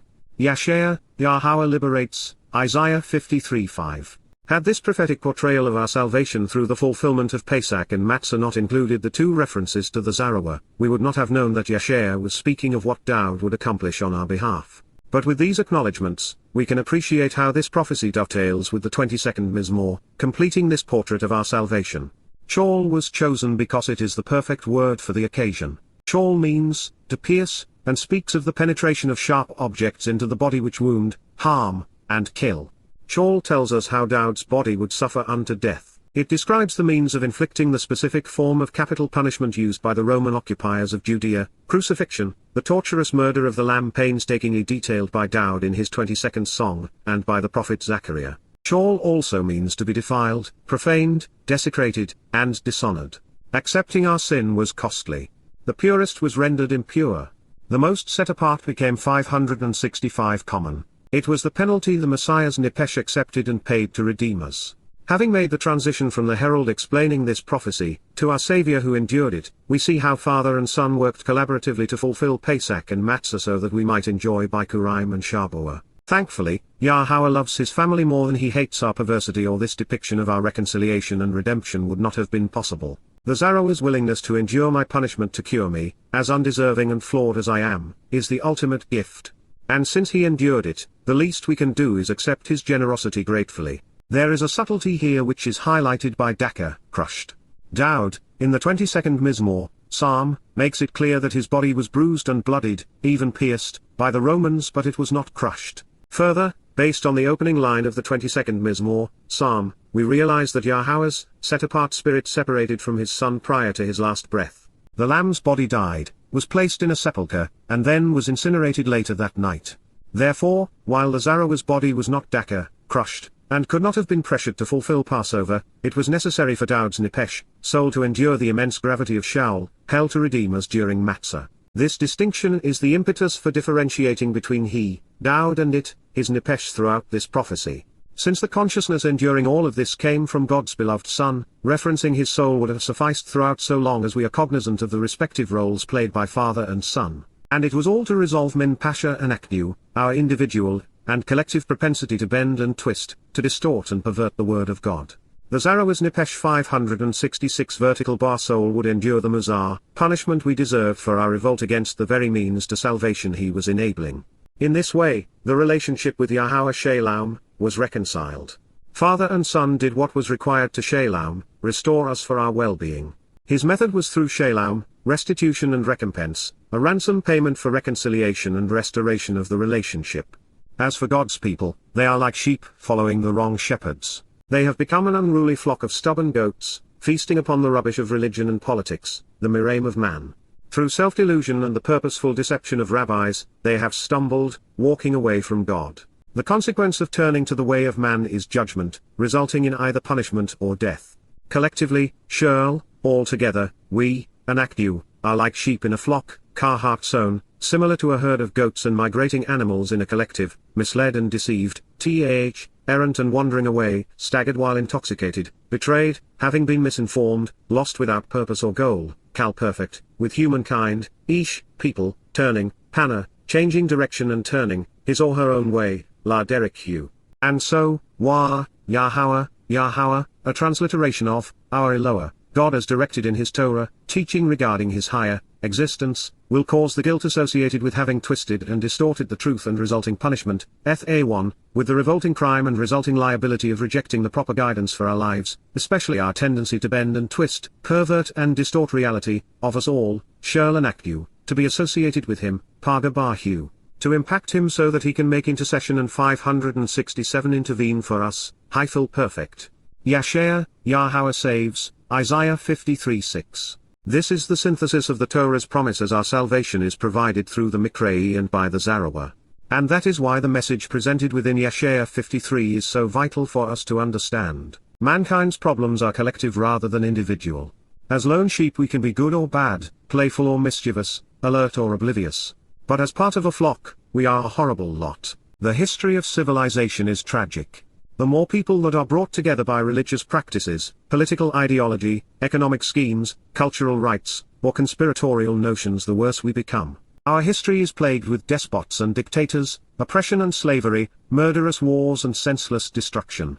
Gang mentality has brought out the worst in man, such that the larger the herd, the more we are deceived and misled. And that is the reason Yahowah inspired Yasha'yah to write, collectively, we are like sheep in a flock, misled and deceived, wandering away betrayed and misinformed. Collectively, man is Miqra'ey because of our propensity to be lost in Babel.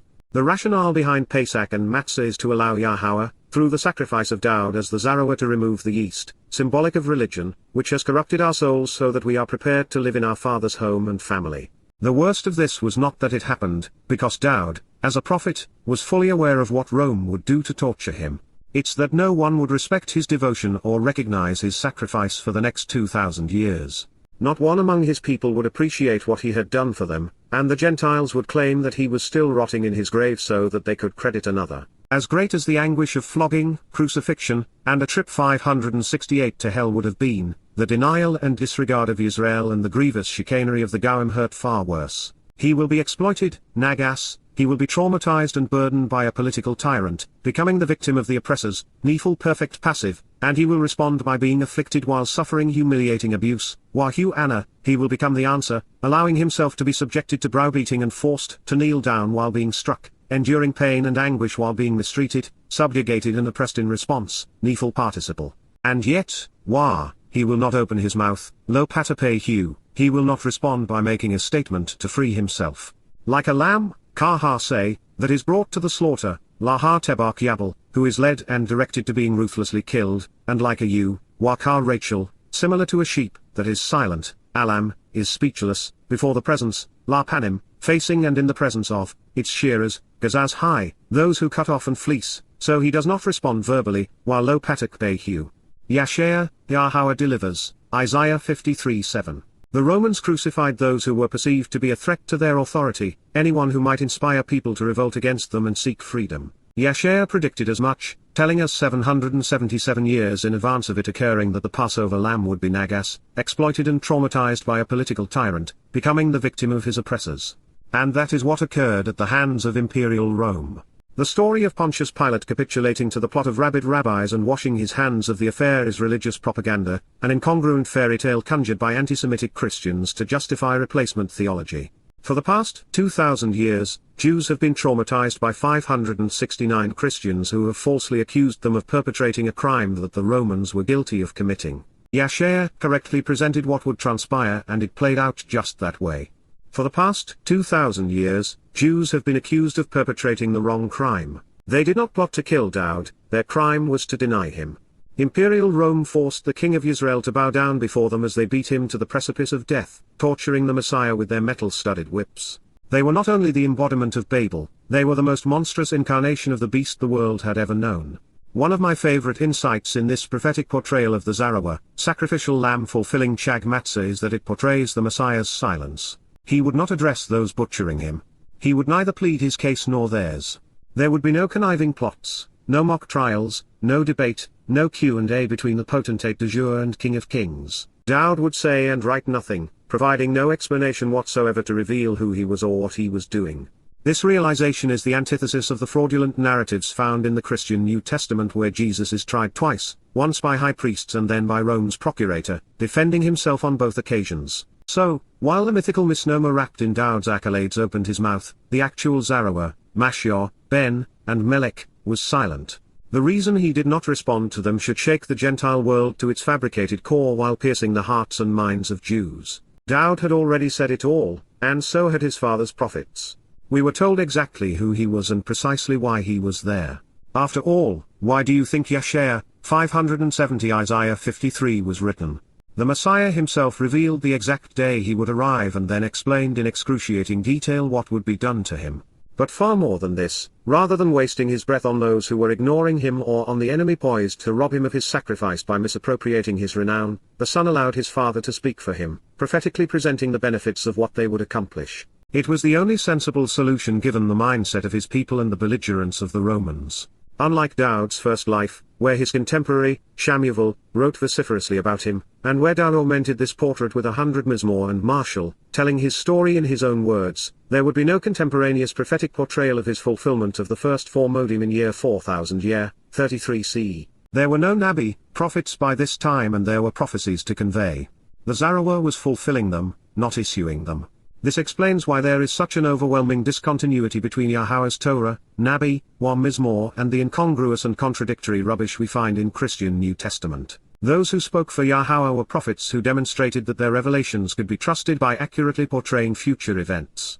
And they drew our attention to what was separating mankind from God so that we might come to appreciate what would reunite us, thereby directing our focus to Daud and the fulfillment of the Miqra'ey on behalf of the Barith. Whereas the Christian New Testament is little more than an internally contradictory and historically inaccurate hearsay portrayal of religious mythology which was crafted and augmented by those allied with the empire torturing the Lamb, who just so happened to be the Messiah and Son of God. 571 Yes, indeed, Daud was exploited and afflicted by Rome. As the Zarowa, Lamb, he was butchered by the beast which would become the Roman Church. He had nothing to say to them, they were the enemy. And ultimately upon his return, he would annihilate them. So why waste words on such a vicious and pervasive anti-Semitic fungus? By contrast, what really mattered was for Yahweh's prophets, particularly Daud and Yasha'yah, to boldly proclaim what would transpire during the four most important days in human history. Yasha'yah had introduced Daud by name in the 9th chapter, revealing that he was the child who was born, the son who was given, the great Gibeah who would serve as the living incarnation of the Word of God. Now, after affirming that the Chota, Daud's Baqar, herald, would bring this message to God's people prior to the Son's return, Yasha'yah is explaining what the Zarowa would experience and achieve. And as is the case with everything Isaiah revealed, it played out exactly as he foretold. What follows describes the benefits of Pesach and Matsah as an integrated whole rather than an independent option for what is plaguing humankind. Therefore, it is Father and Son who are facilitating our freedom and exoneration.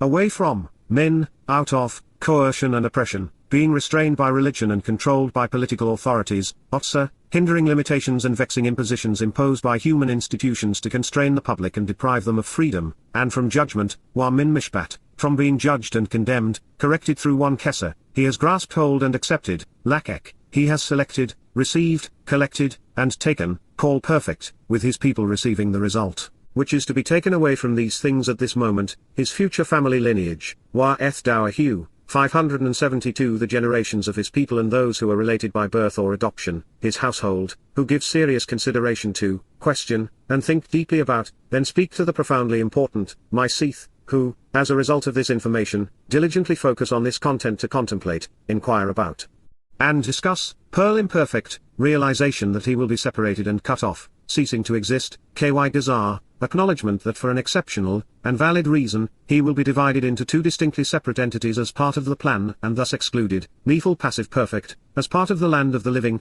Miqra'ey's chaim, away from the earth and realm of biological life, for my people having breached the relationship through religious and political rebellion, Pesach and Matsah, for the national, cultural, and societal revolt of my nation, the defiant crimes and transgressions of my family, insurgency against authority, and casting off our former allegiance, from Pasha, rebellious and revolting nature, plaguing and afflicting him, Naga Lahu, infecting and ravaging him, 1 Kesa reads Naka, smiting, subjugating, chastising and punishing him while the mount has Naga, assaulting and traumatizing him.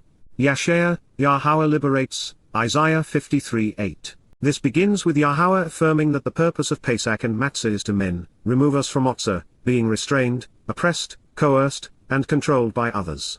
Father and son are committed to liberating their people from Matsah, the vexing impositions and restrictions imposed by governments. God is pro-life and pro-choice as a libertarian. Far more than freeing us from the debilitating consequences of politics and religion, Daud's sacrifice on our behalf, the Zarowa's fulfillment of Chag Matsah, delivers us from Mishpat, judgment. The covenant's children are acquitted and vindicated, seen as right before God and thus not subject to trial because of what the 573 Messiah achieved. This is the payoff line of Yasha'yah, Isaiah 53. The Zarowa Daud offered his body and soul to remove the stench and stigma of religion and politics from us, so that we would be free from judgment and therefore, enter the covenant. Our Savior grasped us by the hand and brought us into his family. All of this, from Bersith to Malachi, has been presented so that those who give serious thought to what the prophets have shared might be redeemed. We have come to realize and accept that the Zarowa was cut off from the living and separated into Sheol so that we might live in harmony with God. Having breached the conditions of the covenant, we are restored into fellowship in this way. Through his affliction, we are afforded the opportunity to respond to our Father's invitation and come home. The second Zarowa came for his people, to save the children of Yisrael, just as had the first Zarowa nearly 1,500 years earlier from Miqra'ey. This was a family affair, still focused upon Yisrael. Far from justifying the claims made on behalf of the Christian Jesus Christ, this prophecy is eviscerating them. And speaking of Christian nonsense, their Bible publications would have you believe that which they correctly translated as an interrogatory in the opening statement of this prophecy, suddenly became a pronoun in Isaiah 53:8. Nonetheless, asks the question, how is it, and why is it, that he is continually considered and spoken of as divisive, cutting things in two, then excluded from what was decreed and from the realm of the living because of the rebellion and defiance of my people, stricken and killed for this? And yet, this is the foundational claim of Pauline Christianity. Paul hoodwinked billions into 574 believing that Jesus Christ divided things into two parts, with an Old Testament and New Testament. Then he claims that the Old was discarded, considered obsolete and excluded. Even worse, Paul would claim that rebellious and defiant Jews were responsible for God's death, as if God can die or that Rome didn't crucify the Lamb of God. It was all a paper-thin lie, one devoid of a shred of truth, and so Yahowah is asking this question, do you really believe he was assaulted and afflicted for this? Hell no. Is the answer. The Passover lamb came to reconcile the relationship between Yahowah and Yisrael, not destroy it. His mission was to save his people from the likes of Rome and Roman Catholics, not hand them over to them to coerce and control. What follows is markedly different than what you will read in a Bible published by religious institutions. Most have altered God's words to coincide with the rubbish found in their Gospels. They would have us believe that their Jesus died among thieves, but was buried with a rich man. Neither is true, including the absurd conversation between criminals whereby one is told that he will be in paradise with Jesus on this day. The truth is far more compelling. In search of the truth, there are three options as to who is doing the Nathan giving in this next statement. In 4 Kesa as well as in the Mount, we find he gave. In 1 Kesa, we read they gave. Finally, the 70 presents I gave. Unless the speaker has changed and God is now conveying this in first person, the Septuagint's rendering is not plausible. They gave is also problematic, because if this is still being presented in Yasha'yah's voice, they would be the Romans. He would have used we to address his fellow Jews. According to the New Testament law, Jesus was buried by a Pharisee and attended to by his mother and the women in his entourage, all Jewish. 575 inches keeping with the context and the prophet's intent, the one who would be given is the Zarowa Daud, making this his gift. And this being the case, then we should translate Keba consistent with how it is presented in Mizmor 88. Daud's psalm was written to specifically address the soul's journey into Sheol to fulfill Matsah, and there, Keba, Grave is used synonymously with Sheol, hell, the darkness of the pit of death for those separated from God and forgotten.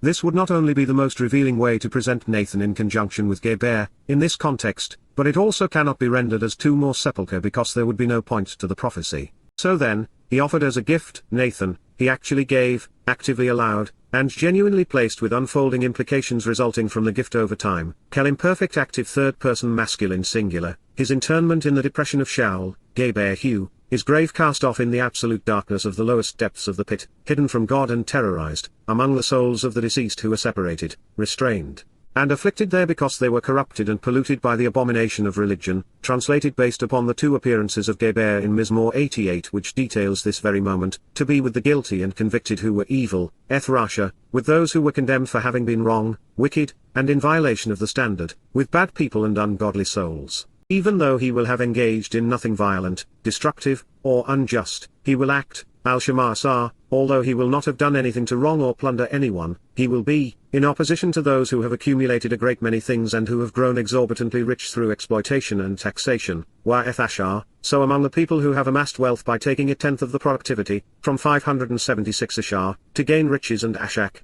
through exploitation, oppression, and crushing violence, derived from treachery and deceit in Yirmiyah 5:27, presented as unredeemable in Mizmor 49-6, and potentially condemnable in Marshal 28:20, from 1 Kaiser which refers to rich people versus a wealthy individual in the mount, on his elevated place, Bomarhu, on his mountain, hill, mount, and ridgeline, aka, Mount Moriah, Moriah.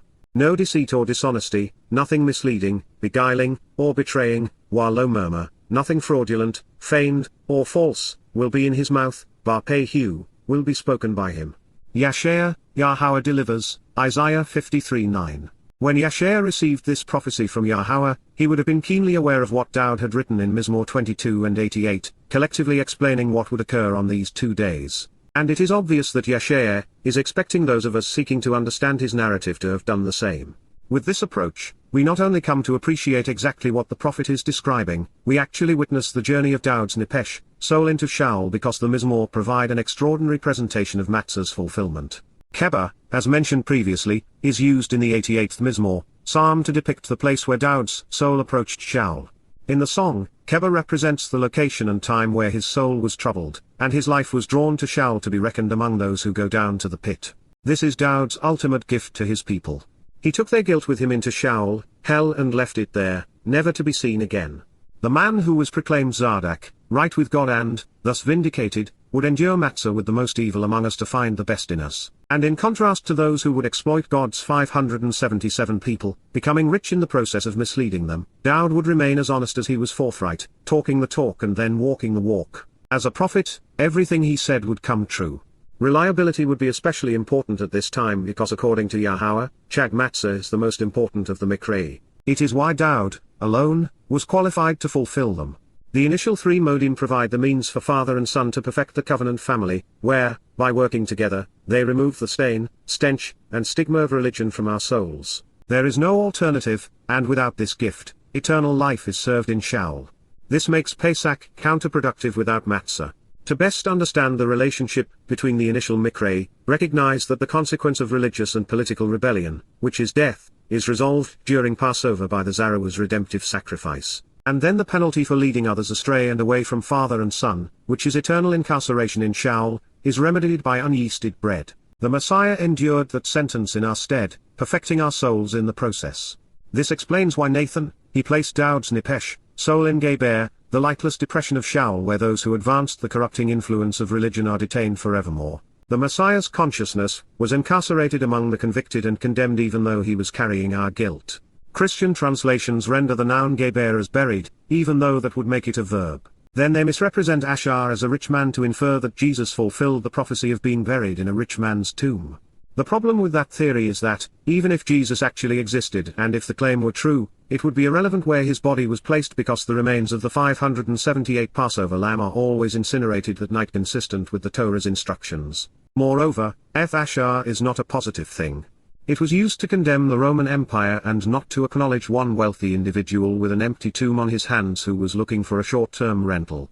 Ashar depicts the people who had accumulated a great many things and had grown exorbitantly rich through exploitation and taxation. It is derived from Ashar, to gain riches and ashak, through exploitation, oppression, and crushing violence.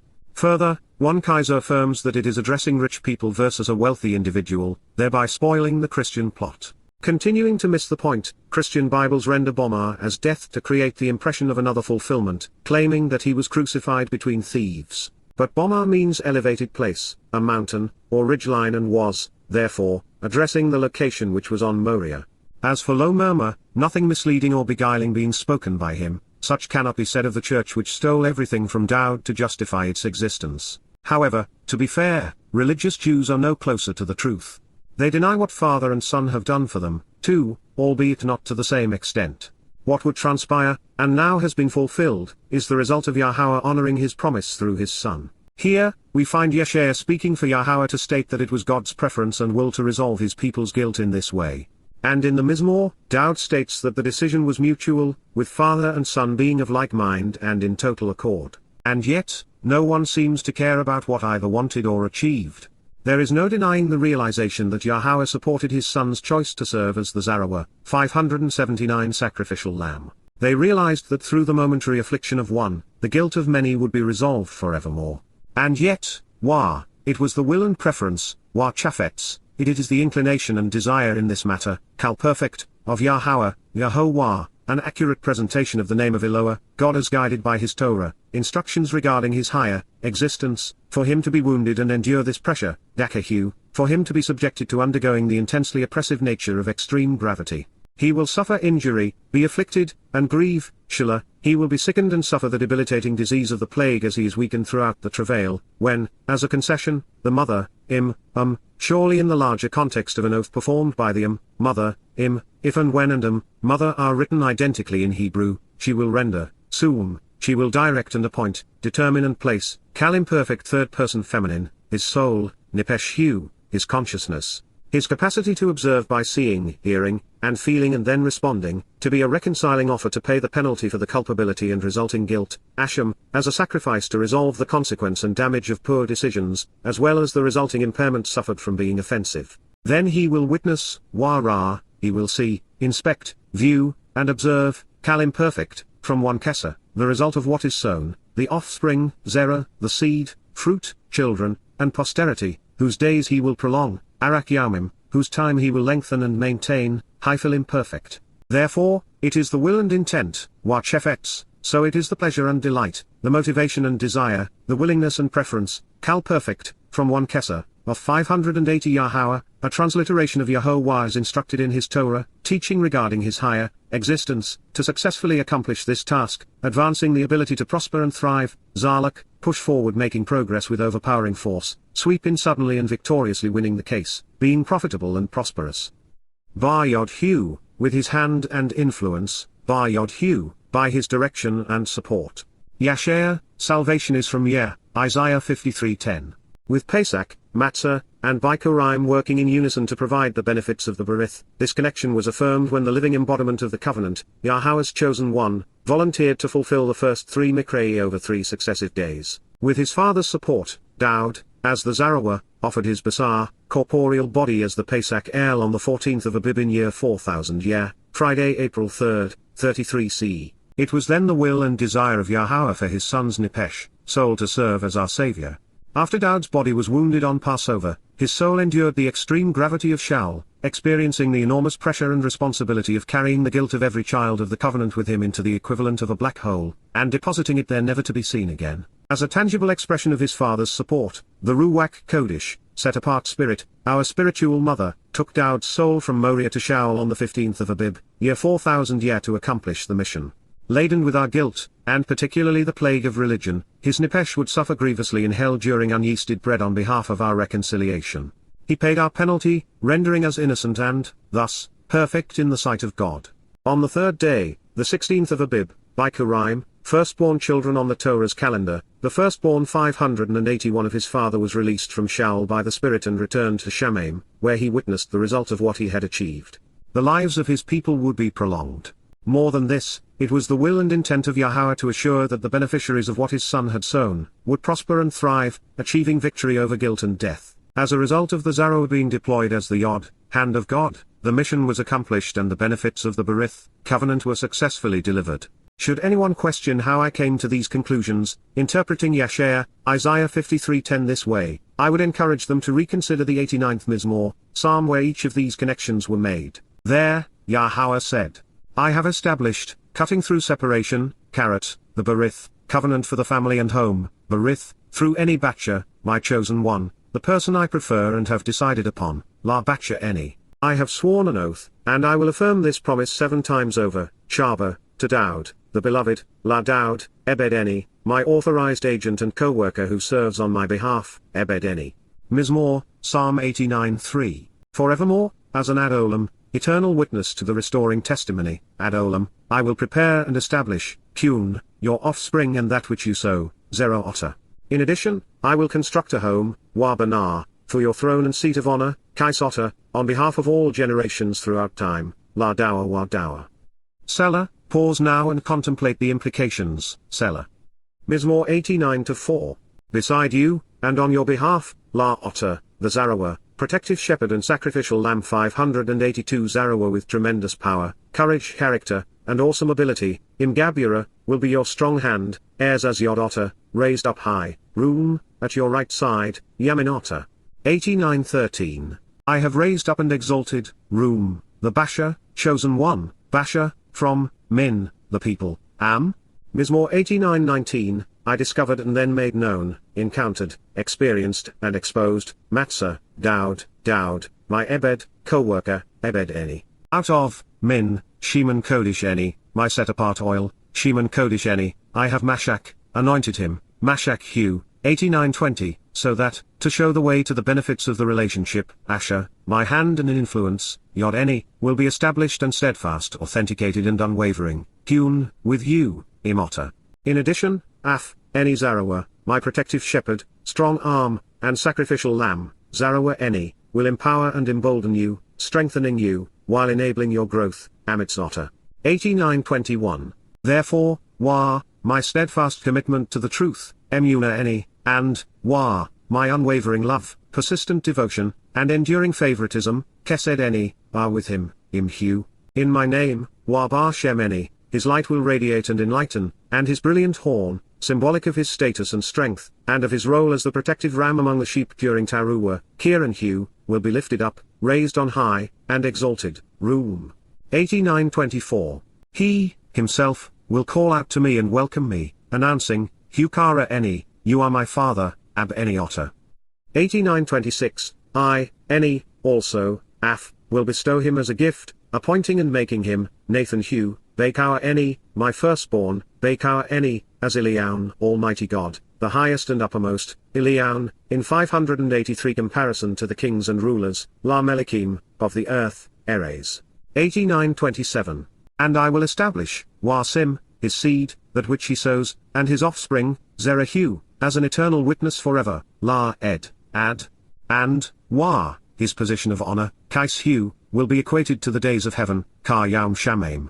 89:29. Accordingly, Wa, my unwavering love, unmitigated favoritism, affection, and generosity, Kesed Eni, I will never revoke, disassociate, or remove from him, Lo Para Minim Hu. I will never betray who I am by communicating something which is misleading or untrue, nor will I ever contradict or undermine, Walo Shakar, my steadfast commitment to uphold the truth and remain accurate and reliable, by Muna Eni. 89:33. I will never dishonor or betray, Lo Chol, Berith Eni, my covenant family, Berith Eni, nor will I ever alter, disguise, or change, rearrange or modify, Walo Shanar, that which has gone forth from, Matsah, my lips, Safa Eni. 89:34. Echad, there is only one, Echad, to whom I have affirmed the truth by having made a promise, thereby validating my commitment which will be affirmed 7 times, Shabat, by Kodesh Eni, my uniquely set-apart nature, Bar Kodesh Eni. If not to, through and regarding, Imla, Daud, the beloved, Daud, I am delusional and will be proven a liar, Kazab. Mizmor, Psalm 89:35. Always, and without exception, the most appropriate way to interpret the Word of God and reflect upon Yahowah's metaphors is by comparing related prophetic pronouncements. The 89th Mizmor is essential to understanding Yasha'yah 53. 584. To appreciate what occurred on the Miqra of Matsah, it's important to recognize that Daud's body was not crushed on Passover. It was whipped, pierced, and hung, but it was not subjected to the undue pressure of intense gravity. Therefore, it was Daud's soul which suffered this indignity in Shaul on the Shabat of unyeasted bread. Moreover, this is what God wanted. Our Father supported his Son's decision to endure the worst of Shaul to spare his people. There is no greater love, no greater act of devotion, or greater display of confidence and courage. Shiloh was selected to paint this picture accurately. Daud's soul was subjected to the intense gravitational forces we associate with a black hole, the lightless place of eternal separation. It will serve as a prison for demonic beings and the wayward individuals who have allied with them in order to hold them accountable and keep them away from the rest of us. This pronouncement also affirms that, for a moment in time, Daud's Nefesh was enveloped in the stigma, stain, and stench of religious malfeasance and political intrigue to remove these impostors from Israel. In this way, it is analogous to Moses going into Miqra'ey to remove the children of Yisrael from similar constraints long ago, setting this example. And on both occasions, these two Zarowa did so willingly to serve their people and please their family. On previous occasions we inferred it, but now we know it.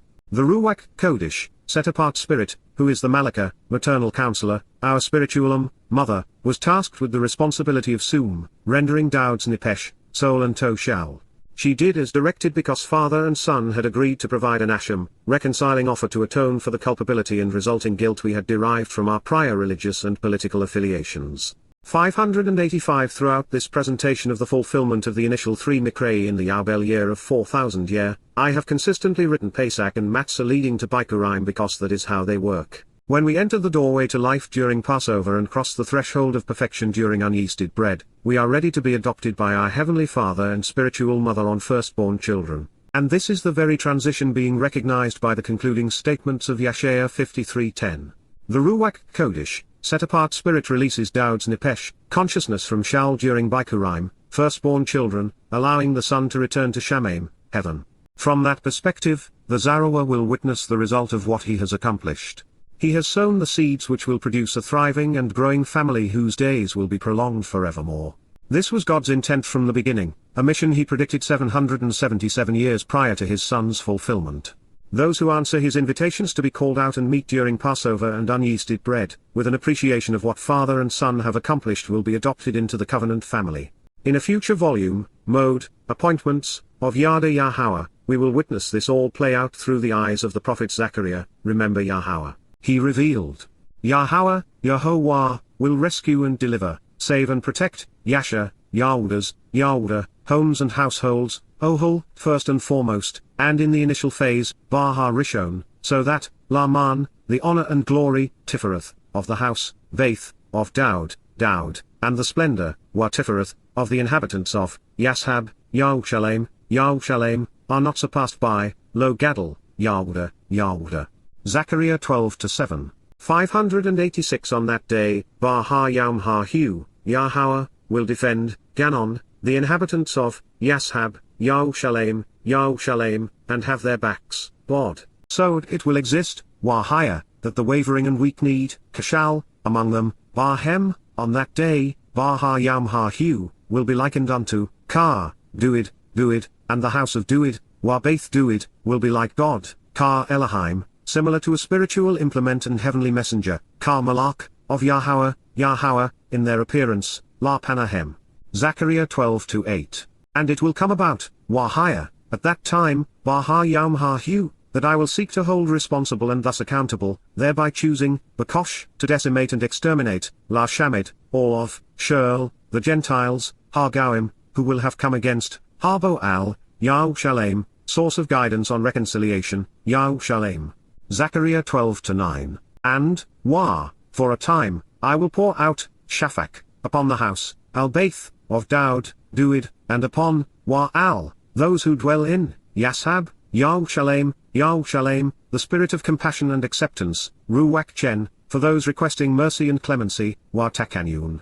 Then, they will be able to look, Nabat, to me, Eleni, accompanied by the one who, Eth Asher, they had reviled and pierced, Dakar, and, they will lament, Sapad, over him, Alhu, just like, Kar, one cries, Mispt, over the most uniquely special child and valued life, Alha Yakid, anguished and infuriated, Marah, over him, a hue consistent with Ka, the anguish suffered over Miqra'ey, the firstborn, Baqar. Zechariah, remember Zechariah 12:10. Our father offered his son on Pesach. Our spiritual mother rendered his soul unto Chag Matsah as an act 587 of compassion so that we would become acceptable. Then on Bikuwrym, God's firstborn son took his rightful place at his father's side. Now that Daud's soul has been rendered as a guilt offering on our behalf on the Miqra of Matsah, it's time to celebrate Bikuwrym with its spiritual reunification and relational reconciliation with the Father. In so doing, we find ourselves in the company of the foremost Zarowa, Yahweh's son, the returning Messiah, Daud. Out of, as a result of and from, the miserable circumstances and vexing challenges endured, Amal, the hostile situation, the exceedingly unpleasant, grievous, and distressing ordeal experienced, by his soul, Nephesh, his consciousness, making him completely aware of his circumstances, such that he is responsive to what he is enduring, it will witness, it will observe and see, Kal imperfect, the light, or, the brilliant illumination and enlightenment, from one Kesser, not in mount, thereby, as such. From one Kesser and for Kesser, abundantly satisfying and completely fulfilling what was required, Saba, content to have overwhelmingly exceeded what was necessary, Kal imperfect. And through this knowledge and understanding of him, Wadorth, as a result of being perceptive and discerning regarding him, recognizing and acknowledging the information which leads to comprehension of the relationship with him, from Yada, to know in a relational sense, to be familiar with and acknowledge, Kal active infinitive construct, actively, literally, and continually learning about him throughout time, written as presented in one Kesser. And what he has done to justifiably vindicate and validate what is right, Zardak, to acquit and validate, and verify what is correct, my servant, Ebed-Eni, my co-worker and associate, from one Kesser, the righteous one, Zardik, the means to acquittal by being correct. Will bear, Sable, will sustain and incur then drag off and carry 588 away, Kal imperfect, for many, Rab, for a great number, the guilt they derived from their distortions and perversions, Hem, their tendency to be wrong and the liability they incurred from their twisting and bending the truth. Yasha'yah, salvation is from Isaiah 53:11. Matsah leads to Bikuwrym just as the spirit leads the soul back home, from the darkness to the light. Reunited with Yahowah, Daud's Nephesh has completed what was intended, having fulfilled what was required to redeem the covenant's children. Yahowah wants us to be aware of what his Son has done to save us, so that we are properly positioned to capitalize upon the blessings offered through Passover, UnYeasted bread, and firstborn children. However, his sacrifices are for naught so long as his people remain unaware of what he has provided. And it is for this reason that we translate these prophecies, contemplate their meaning, and then share their intent with God's people. Typically, when we see Zardik, right, righteous, and upright describing an individual, it is addressing Daud. And so, it is once again, directing our attention to the Zarowa's Nephesh, which is seen animating the Passover lamb and fulfilling unyeasted bread. And by being Zardak, right, Daud became the perfect choice. With the transition from the darkness to the light, the Ebed, associate and servant God wants us to appreciate, the one who has done what was required to vindicate his people from their religious distortions and political corruptions, is Daud's Nephesh. This means that the Zarowa is our savior. Leading the flock astray, the Jewish publication society Tanakh perpetuated the Masorete's deception with a translation that is completely disconnected from the actual text. Out of his anguish he shall see it, removing 589 soul and light. Hebrew scholars know that Nephesh's soul, not his, as his is hue, but it is apparent that they don't much like the notion of a soul because it suggests that God can project it into a human, corporeal form. This was Yahweh's Hallelujah moment. All of the planning and suffering had borne fruit. By fulfilling Pesach and Matsah, with his beloved son, the one he had called Zardak, right, was now Bikuwrym, his firstborn, just as he had promised. Yahowah had saved mankind with the man he most loved. It is a result of Daud's brilliance, by seeking to comprehend his life and lyrics, that we come to appreciate what this remarkable man means to Yahowah. God would have done it all for his chosen one, alone. Daud was the be-all, do-all, and for all of Yahowah's family, defining what it means to be Yahud, beloved of Yah. He is the lone individual Yahowah said, he is my son, then Eni, and I am his father, Eni Abhu. God anointed him Mashiach, Messiah on 3 occasions. Yahowah chose David to be Melech, king of Yisrael and then to return as king of kings. He is the shepherd's shepherd, the ultimate Zarowa, one who leads and protects the flock while sowing the seeds of truth. And then he became the sacrificial lamb. As the Yod, hand of God, Daud began defending his people when he was 8, slaying the foul-mouthed and uncircumcised Philistine with a single stone. He matured into the Zmak, branch through whom we would all grow and become productive. He was Yahweh's foremost Ebed, servant, because he was the epitome of what it means to be Tzaddik, right? Yes, there are 3 Zarowa, all important in their own way, but the man in the center of Yahweh's world is Daud, his beloved.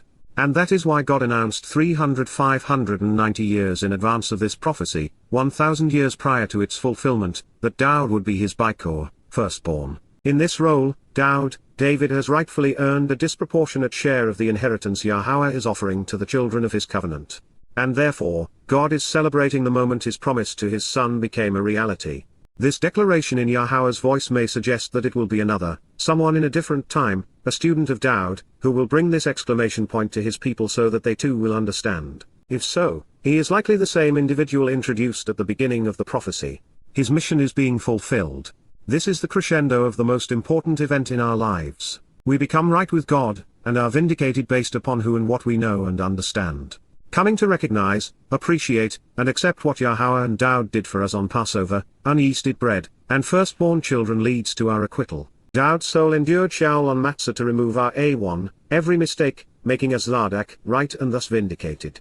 Returning to first person, the Father draws a connection between his Son, and the inheritance provided to the children of the covenant. Therefore, Laken, this is right, just, honest, true and verifiable, that as a result, assuredly, I will allocate and disperse a share, shalak, I will apportion and assign, allot and distribute, a portion of everything through separation, peel imperfect, to him and through him, lahu, at his direction during his approach, for many in great abundance, Baharab, with a significant number of enriched individuals, such that, they will be empowered, atsum, they will be strengthened and potent, able to accomplish their intended purpose. 591 He will share, chalak, he will apportion, assign, and allocate, dividing and dispersing, the valued property and possessions, shalal, that which is gained and is of tremendous benefit, the plunder and spoils taken when the enemies of Yisrael and Yahweh are vanquished, in the orderly succession of events as a benefit of the relationship, takathasha.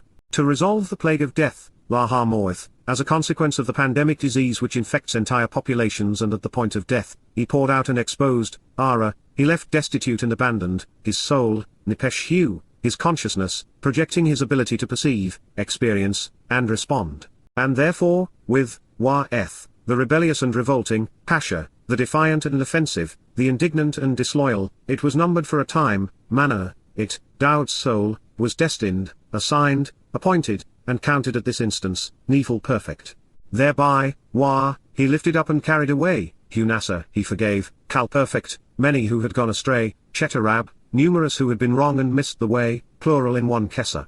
For their transgressions wala peshahem, to resolve their offenses and missteps, for the misled in one kesa versus those who mislead in the mount, he has interceded, paga, he has intervened to spare them, hyphal imperfect, he enables their ongoing reconciliation.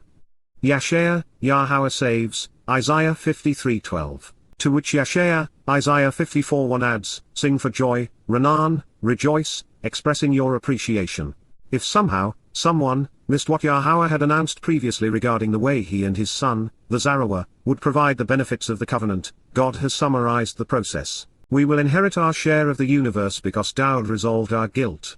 He was 592 counted among the religious in Shaul so that we might enter Shamaim. He interceded on our behalf, going down so that we could be lifted up. There are those who believe that this statement says that the unnamed individual, who is obviously Daud based on the description, timing, title, and context, will receive the largest share of the spoil. But the spoiled are gone. Moreover, while Daud will inherit the earth, he is going to share it with every brother and sister in the covenant. We are family. It is the covenant's purpose to enrich Yahweh's children. It is among the benefits of the relationship. Moreover, Daud is the ultimate gift. He is the Messiah and Savior his people have been seeking. The beloved is the benevolent leader the world has long sought. His mizmor are replete with the right answers. And he is going to return, clean house, remove the trash, restore the land's former grandeur, and welcome us all back home. This will occur at the proper time, predetermined to coincide with the fulfillment of Yom Kippurim, the day of reconciliations in year 6000 year, October 2, 2033. It is then that the days will be prolonged as we sail past year 7000 year, and into infinity, just as the 7+1 formula of Sukkah suggests. All the while, we will be camping out with our Heavenly Father. For this return to Eden to occur, the chatter-rab, erroneous nature of the many missing the way must be expunged from the earth. And it is the great defender of his people that Yahowah had designated for the job, the greatest of the Zarowa. Sing for joy. Yasha'yah's soaring prophecy explains the nature of, and the reason for, what would occur on Passover, unyeasted bread, and firstborn children. The fate of one's soul rests on these events and one's willingness to accept the Father and Son's provisions. They bring the 593 Torah promises and Daud's fulfillments together. These revelations prove that Yahowah inspired his prophet. This eyewitness account explaining what would occur was written 7 centuries before the events described were manifest. The specificity of the prophecies, and the exactitude of their fulfillment, reveal how we should interpret unfulfilled predictions. God is precise and he selects his words with great care so that they reveal profound truths. When we view Yahowah's word as a whole cloth, we come to understand that there is just one story, that of God facilitating a relationship with mankind. The 7 festival feasts, the invitations to be called out and meet, provide the way home, a journey that Father and Son personally enabled at a tremendous cost. Observe Passover and unyeasted bread so that your soul is included in the harvest of firstborn children.